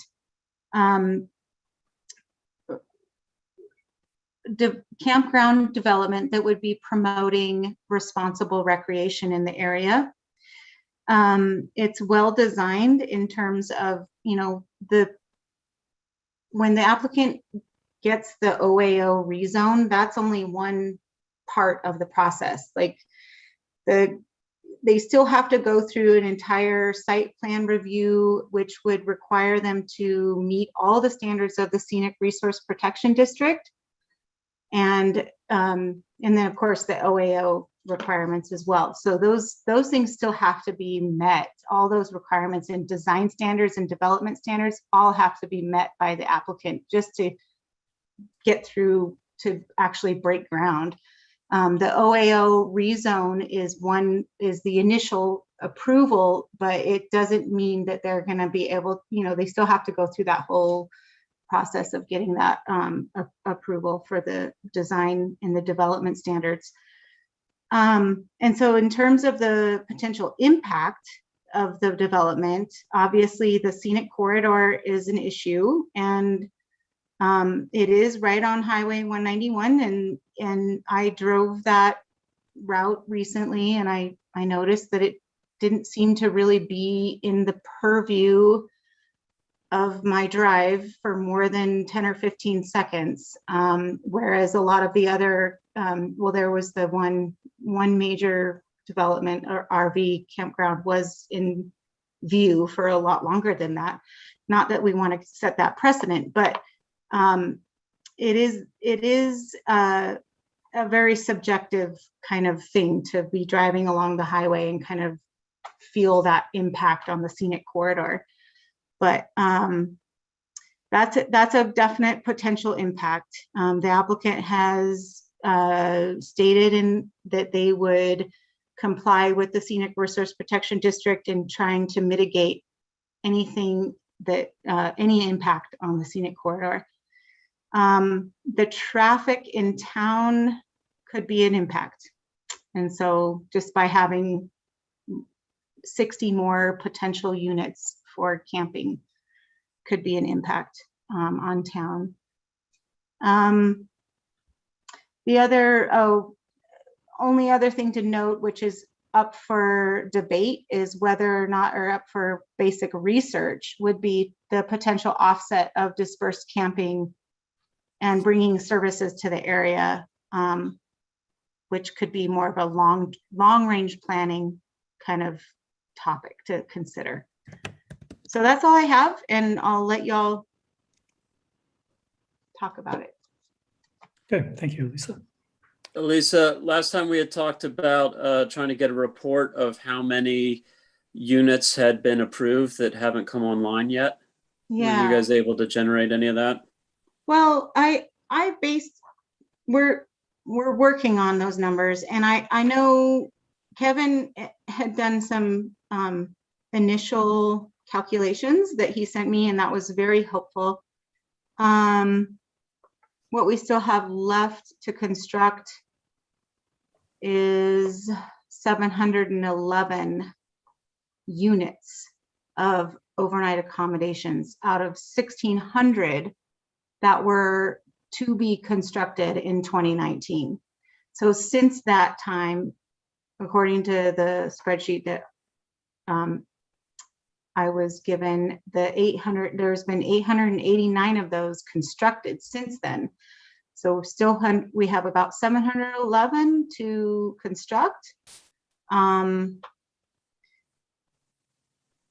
so that's that number. We're still looking at I am still looking at trying to really nail down the number of primary residential dwellings and also secondary, but within those secondary dwellings, I feel like there's going to be a lot of long-term rentals that we need to take into consideration. So I'm trying to get an updated number on, and I think we really can. We have a lot of numbers. I've gotten some data from the Economic Development Department from August, and Mary Lou have been helping with that. And so we've got some different data coming in, and I really just want to find out what is the actual ratio on the ground. And I know that we want to, with respect to the original calculation in 2019, I want to find out, how are we doing with the ratio of overnight rental units compared to long-term housing availability. And so we're working on it. But in terms of what's left to construct, I believe there's 711 or so.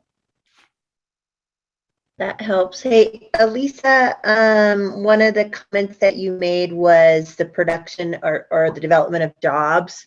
Does you have any estimate of how many jobs would come with this development?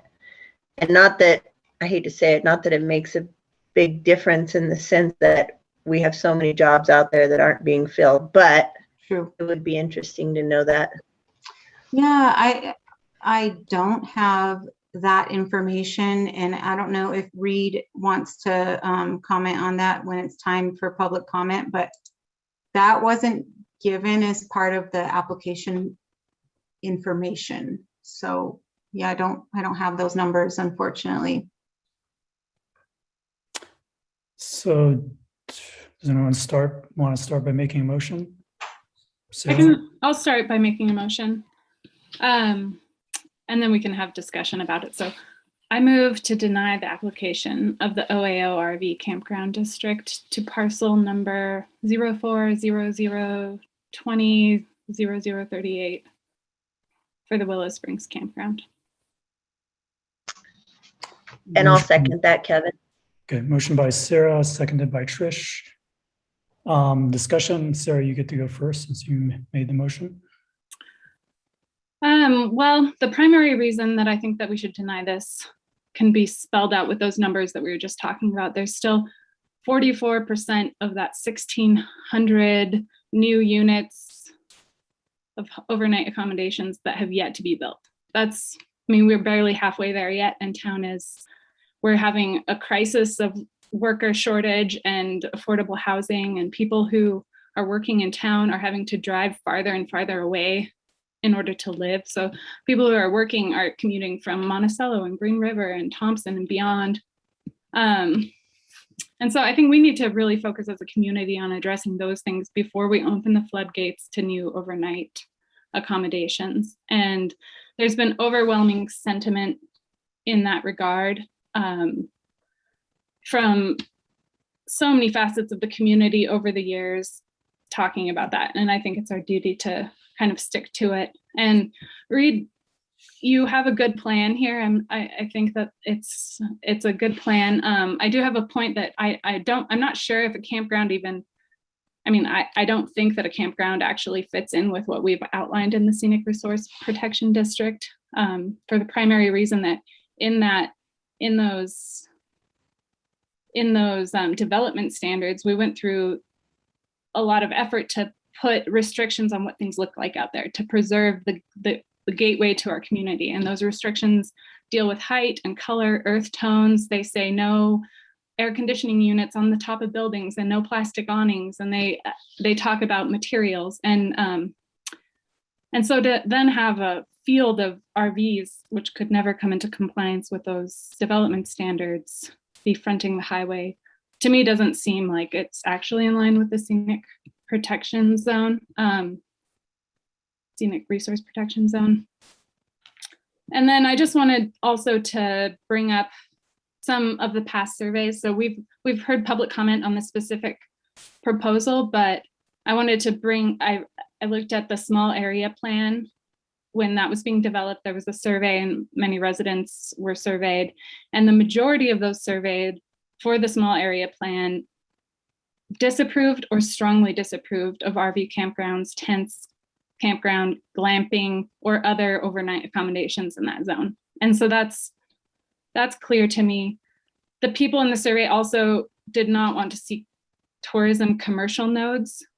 So I think there are good uses that could happen out there. Some of them were listed that were highly approved, were like mountain bike rentals, museums, outdoor education nodes. But I don't think that an overnight accommodation fits in line with what the community wanted in that. And then also I just want to bring the Dalton Wells visitor use study, which was done by USU. And it's been talked about as a benefit that this campground will provide a place for people who are dispersed camping to be able to pay for a site, and it will alleviate the burden on public lands. But I don't think that's true. A notable response from the Dalton Wells visitor use survey was that only 14% of those surveyed said that they would camp within 25 yards of another person. And 43% said that they would camp as far away as they possibly could from others. The respondents were coming to the area. They generally liked the undeveloped feel. That's why they were going there. And so I think that if you build it, they will come, and the ability to reserve campsites at a campground months in advance does not alleviate peak season camping issues on our public lands. I think that they're incongruous. So that's why I brought the motion forward. I'm curious what other folks have to say, and Reed, all respect to your development and how you've also come to the commission with it. But I don't think that it's a good fit, especially at this time with overnight accommodations. Other discussion? Yeah, first off, I think this is, since the noise ordinance, this issue has generated more public response, I think, than any other issue that's come before us. So obviously people feel strongly about it. I definitely want to commend Reed for his work on his plan. I think he did a ton of work and a lot of back work working with planning and zoning and going to those meetings. And I definitely commend him for that.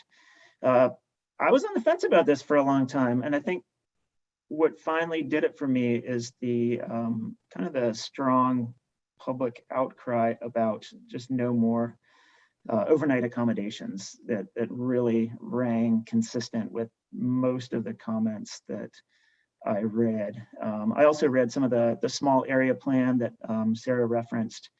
And I think those numbers were 70% of people surveyed in that plan strongly disapproved or disapproved, and only 20 approved or strongly approved. So that's a pretty big difference. In the small area plan, vast majority of respondents wanted no development at all. And also in the study that was done by USU, I read that as well through that. And in that survey, only 3% of the respondents said that they mostly use developed campgrounds. So I think that'll most of the vast majority of people camping out at Willow Springs wouldn't be looking for something like a developed campground. Also, in that survey, there is a question about what campers would like to see. They were given 10 options, things like fire rings and pit toilets. Utility hookups were one of the options, and paved surfaces, and those were the two least popular options out of the 10 options given. So I think that is definitely a different clientele. I supported the state campground, mostly to protect the resources there, the historical, paleontological resources and recreation resources. State campground is going to come with that. State parks do campgrounds. I think that will do a bit to, I think, some of the people that are used to going to Willow Springs will camp at that campground. But yeah, this was a tough issue, and I think Reed did a great job with this plan. But But from what I'm hearing from people is that they really don't want any more overnight accommodations right now. Kevin? Yes? So these two have really burst my bubble. I made all these notes and you guys covered them all. So what's the deal? But no, I appreciate it. The only additional thing that I had, and you guys covered all this, stats, was just the idea, and I heard this repeatedly, is what is the vision that we, see for this community in the future?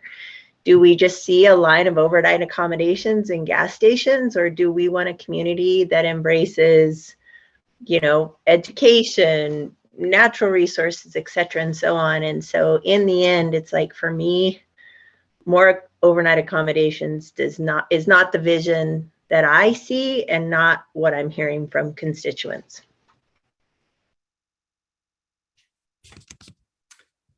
Thank you. I'll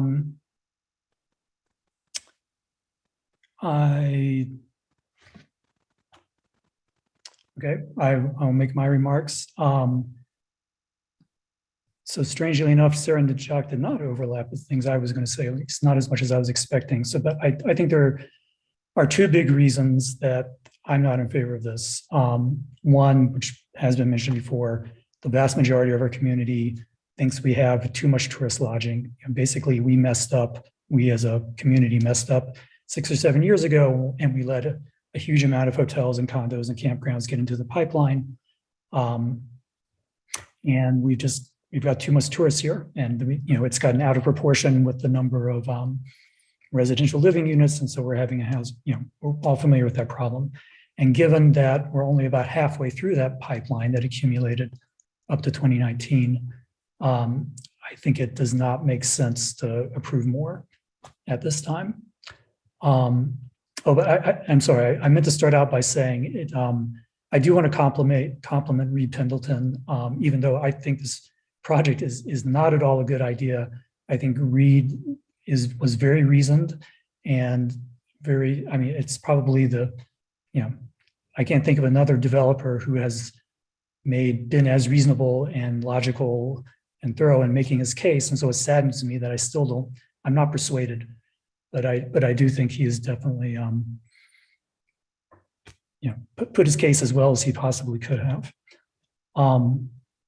Okay, the second big reason that I'm not in favor of this is I think it would open the floodgates. If we were to say yes to this, I think we would probably want to say yes to any similar proposal. And there's a lot of potential campgrounds up there along 191 and in lots of other parts of town. So I don't think this is some kind of super unique project that nothing like it's going to come along for another 2 or 3 years. I think this is a relatively typical RV park, and if we're indicating to the public or to developers that we're in the mood to approve things like this, I think we're going to get a lot more applications. So the implications go beyond just this one proposal. I think we need to adopt a uniform policy toward all similar proposals. And I think the only reasonable policy is, we're not going to approve them while we're still having more and more overnight accommodations being built. Okay, so given those big two reasons, why would we possibly want to approve this? It would take like some really strong reasons, and I don't think there are any. So let me highlight the 3 arguments I think have been brought up the most often. One is that this would help with dispersed camping. I think some of the other speakers addressed that. I think maybe it would help a tiny amount, but it's there's a straightforward and obvious way of dealing with this dispersed camping issue, which is to change the rules and put up signs and patrol. And that's the way it's done on popular public lands throughout the country. So I don't buy the argument that the only way or the primary way or the best way of dealing with abuses and dispersed camping is to build more commercial high campgrounds. Another argument that's come up is that this is somehow unfair, inconsistent, since the county was promoting a developed campground nearby in Willow Springs on state land. I don't buy that either. I think that proposed developed campground, which I guess is now part of the state park, that was meant to, as a replacement for dispersed camping. And typically, I know this is definitely true on BLM land, but typically when you convert from dispersed camping to camping in designated sites only, the number of camping sites goes down. So that proposal that the county expressed some support for a few months ago, I think it's now moot because of the state park. That wasn't increasing the number of camping spots. It was just trying to better manage some dispersed camping that already existed. And then finally, an argument that gets made quite often, and quite a lot of our camping, a lot of our comments that we received is that there's demand for RV camping. You know, people complain they can't find a space, that they would love to camp here if we opened it up. And I think that would be a great argument for an RV camp if we were like not a tourist community and we're trying to get tourism off the ground. You know, in the early days, you know, that might have made sense, but we are very far past that point in Moab now. We've got basically too many tourists. That's what our voters tell us over and over again. And given that there are too many tourists here, we're not going to let the level of demand set the number of RV parks or hotels or whatever that we have here. We're going to try to manage it for what seems like the best balance for our community. And to bring things back into balance, I think for now and the next few years, we need to keep the number of overnight accommodations steady and increase housing and things like that. We don't need to be increasing the number of overnight accommodations. I also wanted to cite some things directly from the ordinance, but I need to bring up a copy. So if anyone else has something to say, or if Evan wants to say something while I'm looking that up, please go ahead.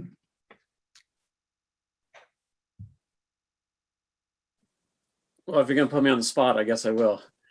I think you guys covered a lot of the stuff. When this originally came up before, I was willing to kick the can down the road to hopefully see some of those impacts of more of those overnight accommodations that have been approved coming online.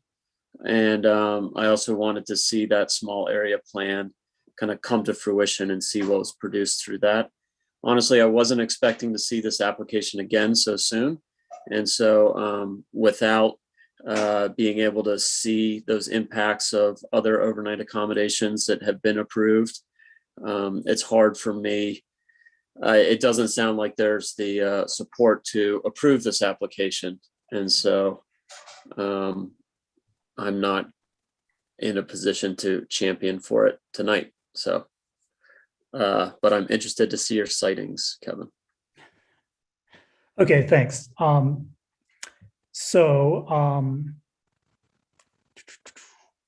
Just for the record, so that because we do have, as you all know, and just for the public's sake, the overnight accommodation ordinance lists a bunch of things which we shall consider.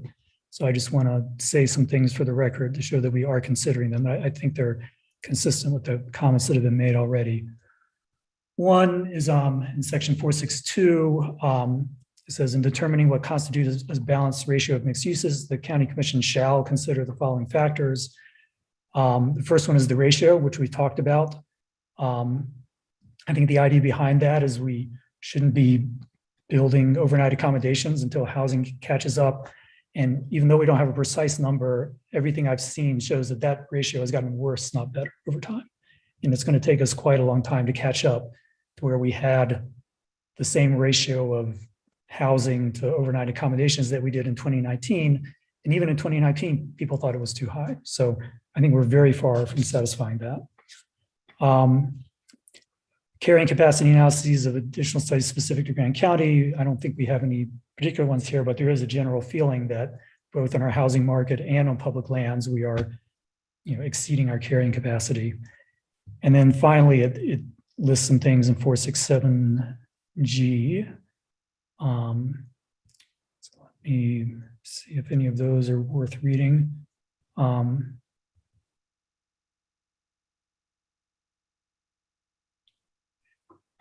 So it says that the things we might want to consider in doing an application is impacts, whether the following things are going to get worse or better. Basically, one is economic diversification. This is more tourism. I don't think it helps us with economic diversification, job creation. I think this does create a small number of jobs, but they're not the sort of variety of jobs we want. So I guess I'm reading something and then giving my opinion about whether it's been used or not. Increased wages. I'm not aware that this would produce jobs with unusually high wages. Doesn't sound like it. Community aesthetics, that's been addressed in other comments. Civic and open space, county infrastructure such as roads, water, sewer, stormwater. I don't think there's a stormwater issue, but any increase in tourism does increase the load on our roads.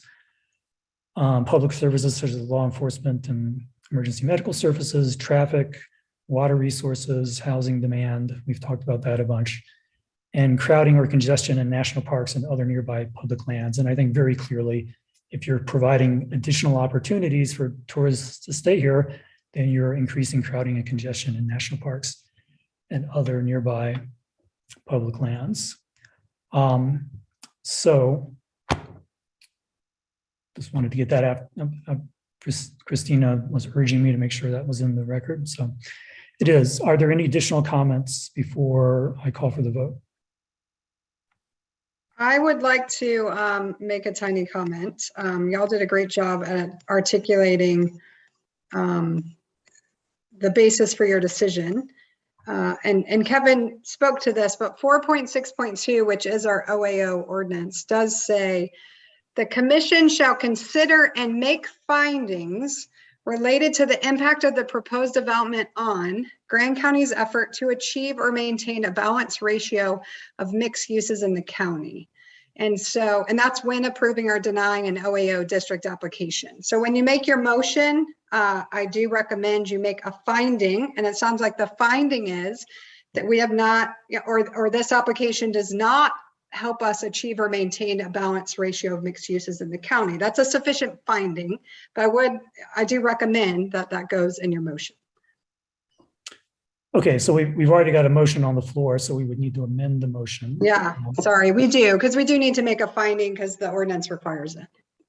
Okay, and you want part of the same motion or is a separate motion? I defer to the chair. Whatever you think is easier. I think an amended motion is fine, but.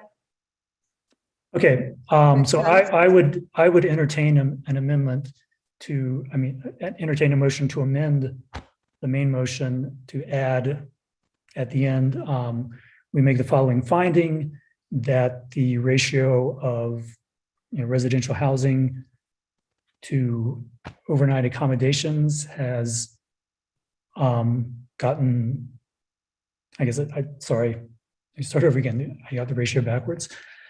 Kevin, let me interrupt you because I don't think you need to get that specific given all the discussion. I think you can use the subsection A language that just says, for the reasons discussed, the finding is that the application does not help achieve or maintain a balanced ratio of mixed uses in the county. That's actually the umbrella language that it uses. Yeah. Okay. I can make that motion. Great, thank you. Okay, so I move to amend the original motion to make the findings based on our discussion that this application does not help achieve or balance mixed uses in the county. Is that fine? That's fine. Okay, is there a second? I'll second. I'll second it. Seconded by Jacques. Any discussion on the amendment? This isn't the final vote. This is just on the amendment. So I'll call for the vote. All in favor of the amendment, raise their hand. Amendment passes unanimously. Any further discussion on the main motion? Okay, I don't see anything, so I will call for a vote on the main motion. All in favor? And again, that passes unanimously, 5-0. Thank you, everyone. Next agenda item is approving volunteer appointment to the airport board. This is a travel council representative. And the sponsor or the presenter is Miriam McGann, who's not here. Is there anyone at this meeting who can talk to this? If not, we could maybe put it off till the next meeting. Well, I can speak to it. So the Moab Area Travel Council Board also recommended Jenny. And just so everyone's aware, this particular position on the airport board has to be a Travel Council Advisory Board member. And so all the Travel Council Advisory Board members were aware of this opening, and they nominated and forwarded a recommendation as you have before you. And I believe the airport board likewise confirmed it. So I think you're safe to move forward on that. Okay, thank you, Chris. Sounds good. Chris, this is Tara. I did not receive the recommendation letter from the airport, just the letter from the travel council. Oh, okay. But he did say that they voted. Andy said they voted. But they didn't send a letter, but they did vote? Yeah, they voted in favor of Jenny Gleason. All right. Well, I still think you're safe to move forward because... yeah, I'm willing to take Andy's word for that. I don't have to see it in writing. So, does anyone want to make a motion? I would move to approve the midterm appointment of Jenny Gleason to serve on the airport board as the Travel Council Advisory Board representative with the term expiring 12/31/23. Motion by Evan. Is there a second? I'll second it, Kevin. Seconded by Tricia. Any discussion? Okay, I don't see anyone wanting to discuss, so call for the vote. All in favor? I didn't see your hand, Trish. It looks like Trish, your video froze for a moment. Did you vote yes? I voted yes. Okay, so it's unanimous. Moving on, approving volunteer appointments to the Historical Preservation Commission. And take it away, Jacques. All right. There were 2 empty spots on the Historical Preservation Commission.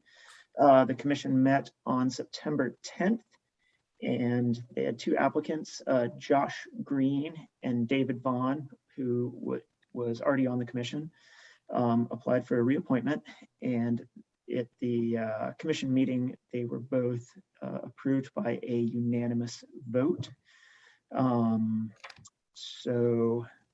Let's see. So going forward, it looks like they voted to approve Josh Green's term expiring on December 31st, 2025, and David Vaughn's term expiring on December 31st, 2024. And does anyone find it necessary for me to read the letter of recommendation?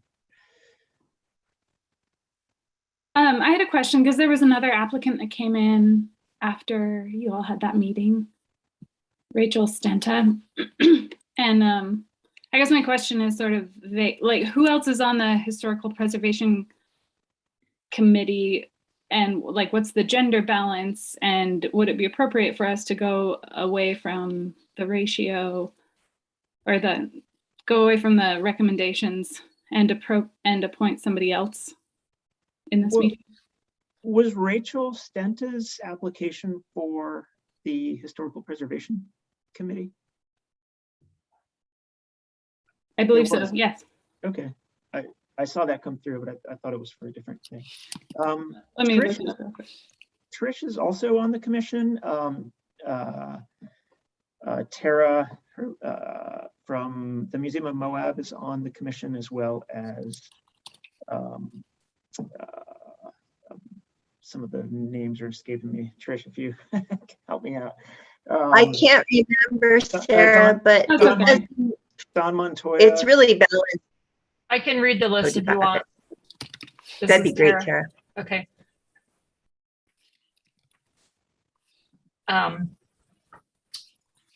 Risford Rouser, Tricia Hadid, Jock and Tricia, Donna Jordan, Tara Baresh from the museum, Jody Patterson is the chair, Doug Ecker, and Dave Vaughn.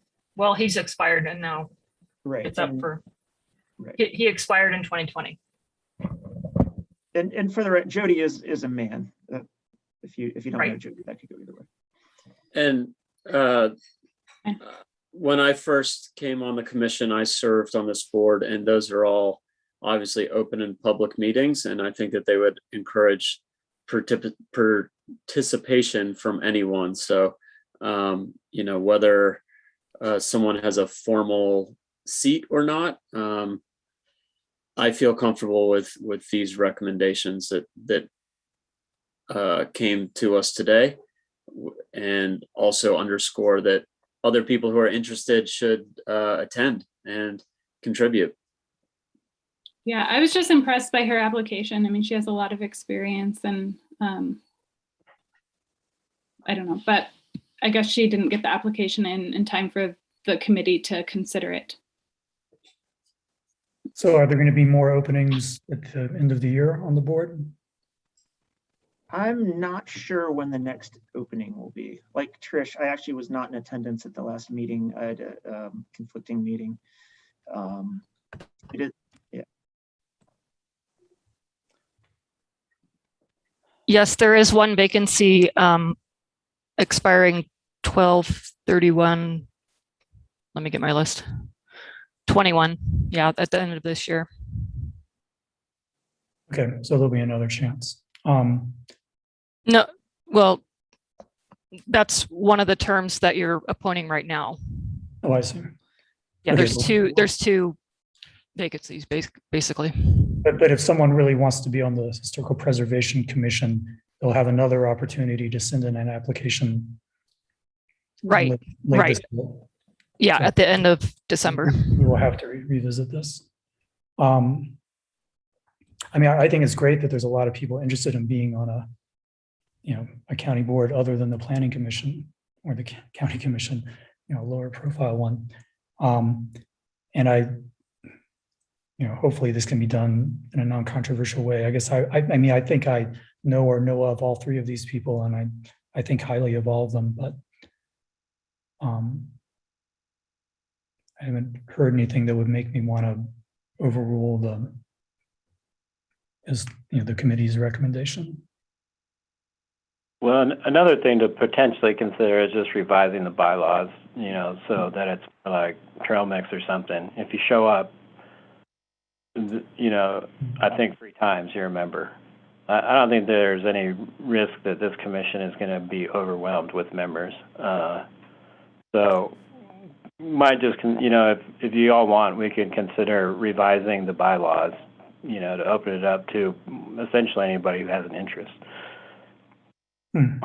Interesting idea. That is. I think getting back to Rachel and telling her about the vacancy in January seems like a reasonable course of action. Yeah, but I also I mean, we could just, in addition to the mandatory 5 seats, we could appoint, not at this meeting right now, but in the future, we might appoint special members for, you know, 2-year terms or something like that.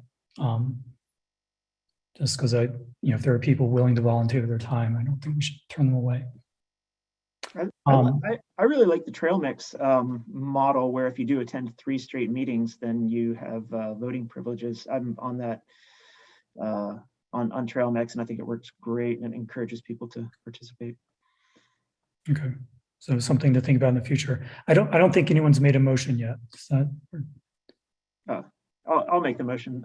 I move to approve the midterm appointments of Josh Green and David Vaughn to serve on the Historical Preservation Commission, with Josh Green's term expiring on December 31st, 2025, and David Vaughn's term expiring on December 31st, 2024. Motion by Jacques, is there a second? I think Evan got his hand up first, so seconded by Evan. Any further discussion? Not, I will call for the vote. All in favor? Passes unanimously.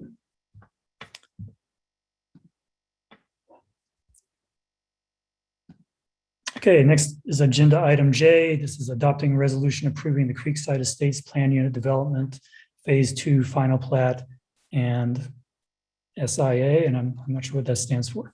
But this is Elisa again. Okay, thank you, Commissioner Walker. So the background of this is the Creekside Estates PUD, Planned Unit Development, was originally approved for 12 lots in 1997. 6 lots were platted at that time. This application for phase 2 is for 6 lots as well on Tract A. This would complete the entitlements for the PUD.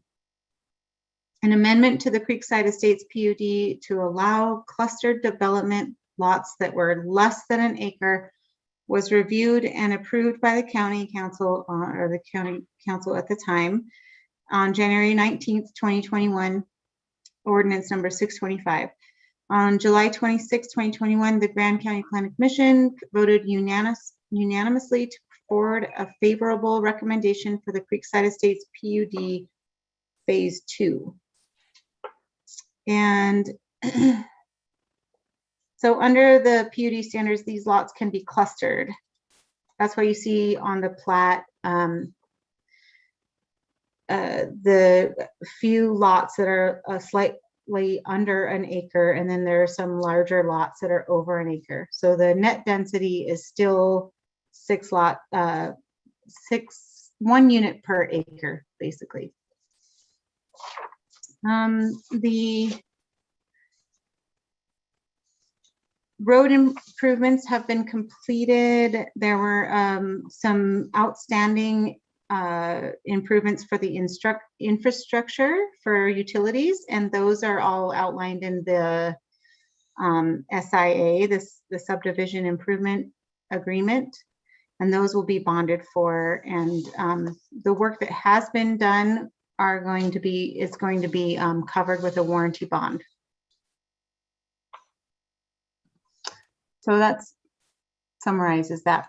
If you have any questions. I had one question. So when this first came through, it was a pretty controversial issue because a lot of the neighbors objected to the clustering.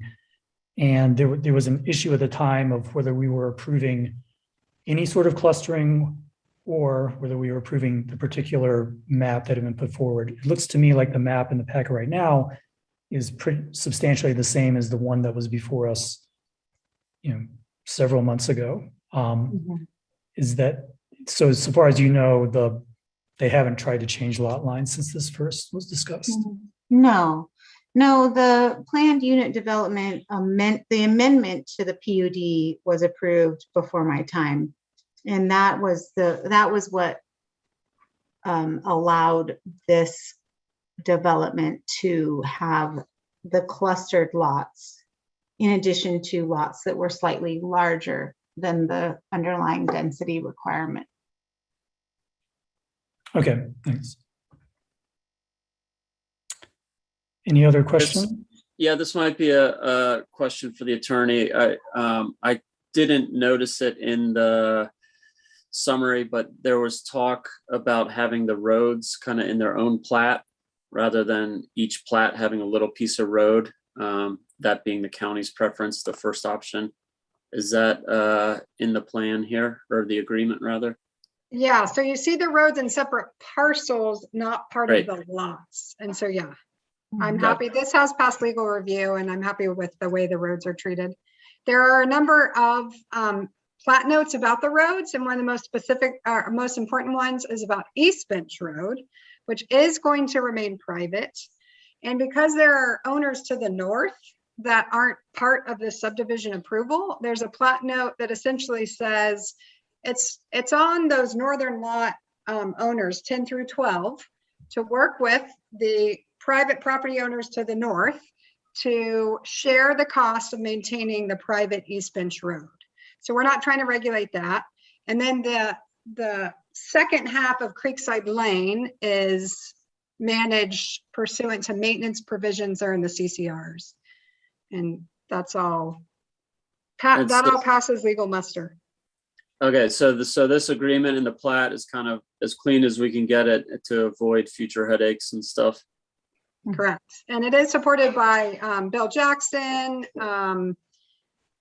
and everyone really, to keep East Bench Road private. The other thing for people to understand and for the commission to understand as well, you know, clearly the folks along East Bench Road want to keep that road private. There are public portions of East Bench Road, but it goes from sort of the roundabout, right? It goes public for a stretch, then it goes private for a stretch, then it goes public for a stretch, and then you see this section that's private. And so we do support for that reason, because we can't, you know, force this to become private, or sorry, to become public anyway, because we don't have an entire public roadway, and because all of the owners involved, including the entirety of the Creekside Estates and all of the lot owners you see north of the plat, they all wanted this to remain private, and the county is supporting that. All right. Well, I would move to adopt the proposed resolution approving the final plat for phase 2 of the Creekside Estate Planned Unit Development with the following conditions. 1, the owner shall record the SIA simultaneously with the final plat in the recorder's office. And 2, the owner shall submit an acceptable completion assurance bond for the incomplete public improvements and infrastructure warranty bond for completed accepted public improvements as established in the SIA to the county in the amounts set forth in the SIA prior to recordation of the final plat. That was an impressive motion. I came up with that off the top of my head. Yeah, does anyone dare second that? Okay, Jacques, that is Hannah first. Any further discussion? Kevin, if you don't mind, I'm just going to make a couple comments. I'm not going to vote on this. I realize it's a done deal, the nail's in the coffin. However, that being said, one thing that the Planning Commission has begun, and it is not completed because we've kind of delayed it, thinking it'll become a part of the general plan, is a survey of Spanish Valley residents. And I think it's really important to eventually complete that. The Planning Commission had done a really nice job. OB specifically had put a ton of work into that survey. And I think it's imperative that we pull that information out of those residents so we really understand what the residents out there want. I think there's this misconception that people want cluster development. And I think now you've had 2 communities just up in arms.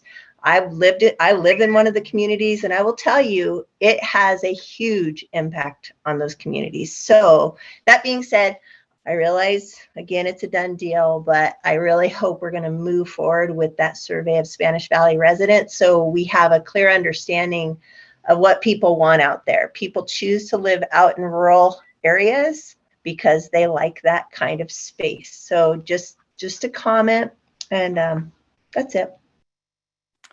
Thank you, Trish.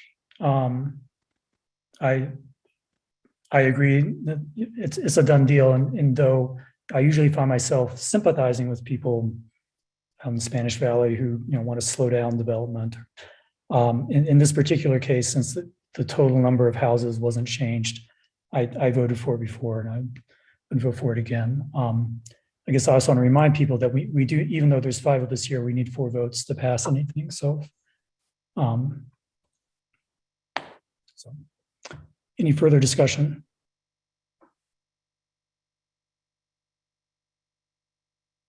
Okay, then I will call for a vote. All in favor? And opposed? Okay, so it passes 4-1 with Commissioner Hadeen opposed.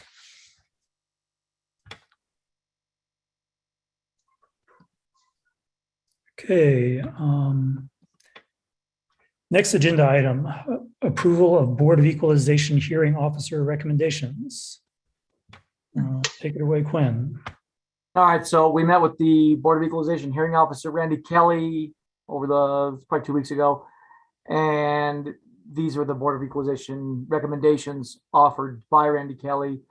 One of the commissioners reached out and asked for a little bit more clarification on the table that I had put in the packet. So I sent the link, or shared a link, to all of the entire hearing papers, the entire folder on Google. So hopefully that answered any major questions there are. There was a couple of errors in valuation, and there was some decreases of a commercial property that were the big ones. And then there were several that were just or secondary residences changed to primary residences, which are obviously taxed at a lower rate. So I hope that cleared everything up. Yeah, the extra info was helpful, Glenn. Thank you. Does anyone want to make a motion? Sure. I'll move to approve the proposed Board of Equalization hearing officer recommendations resulting from taxpayer valuation appeals during the 2021 BOE hearings. Motion by Jacques. Is there a second? Evan seconds. Further discussion. So I guess I did. So just repeating maybe some of the conversation we had over email. It looks like quite a lot of this is, as you mentioned, people whose properties were formerly classified as secondary, getting reclassified as primary, which cuts their property taxes roughly in half. And then a couple of larger ones have, well, I won't try to summarize those. No, that's fine. There was one large area that had a common area that was actually included in the appraisal. And once that was brought to the attention of Debbie and the hearing officer, yeah, obviously that common area was not appropriate to be taxed. So that was taken out, and that resulted in one of the larger decreases.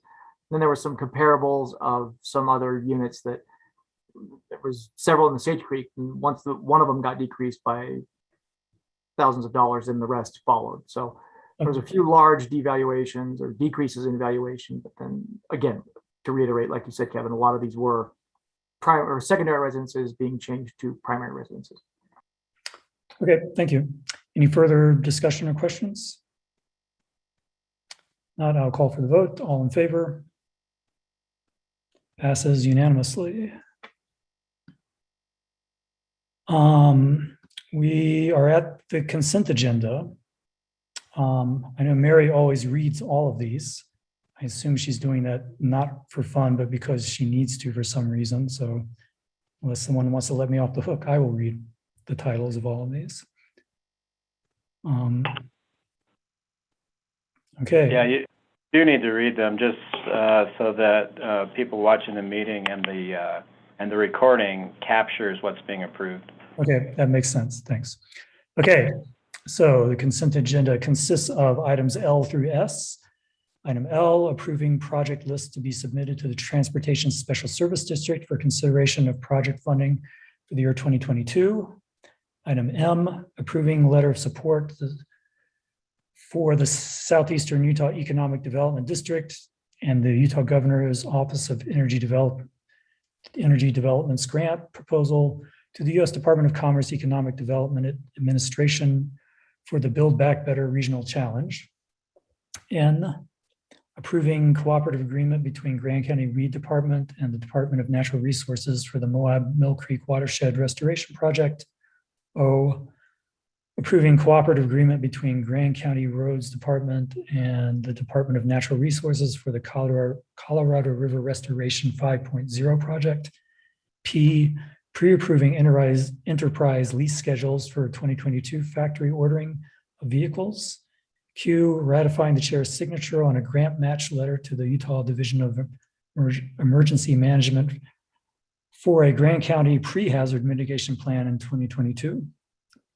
R, approving a letter to FEMA delegating Bill Hulse, building inspector, to serve on the FEMA Publication 480 Guide Update Committee. And finally, S, ratifying the land use levels of service analysis request for proposals review committee appointments.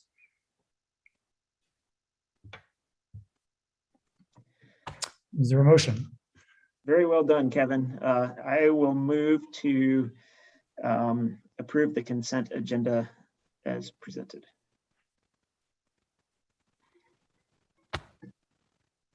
I will second that. Okay. Motion by Jacques, seconded by Trish. Any discussion? If not, I will call for a vote. All in favor? Passes unanimously.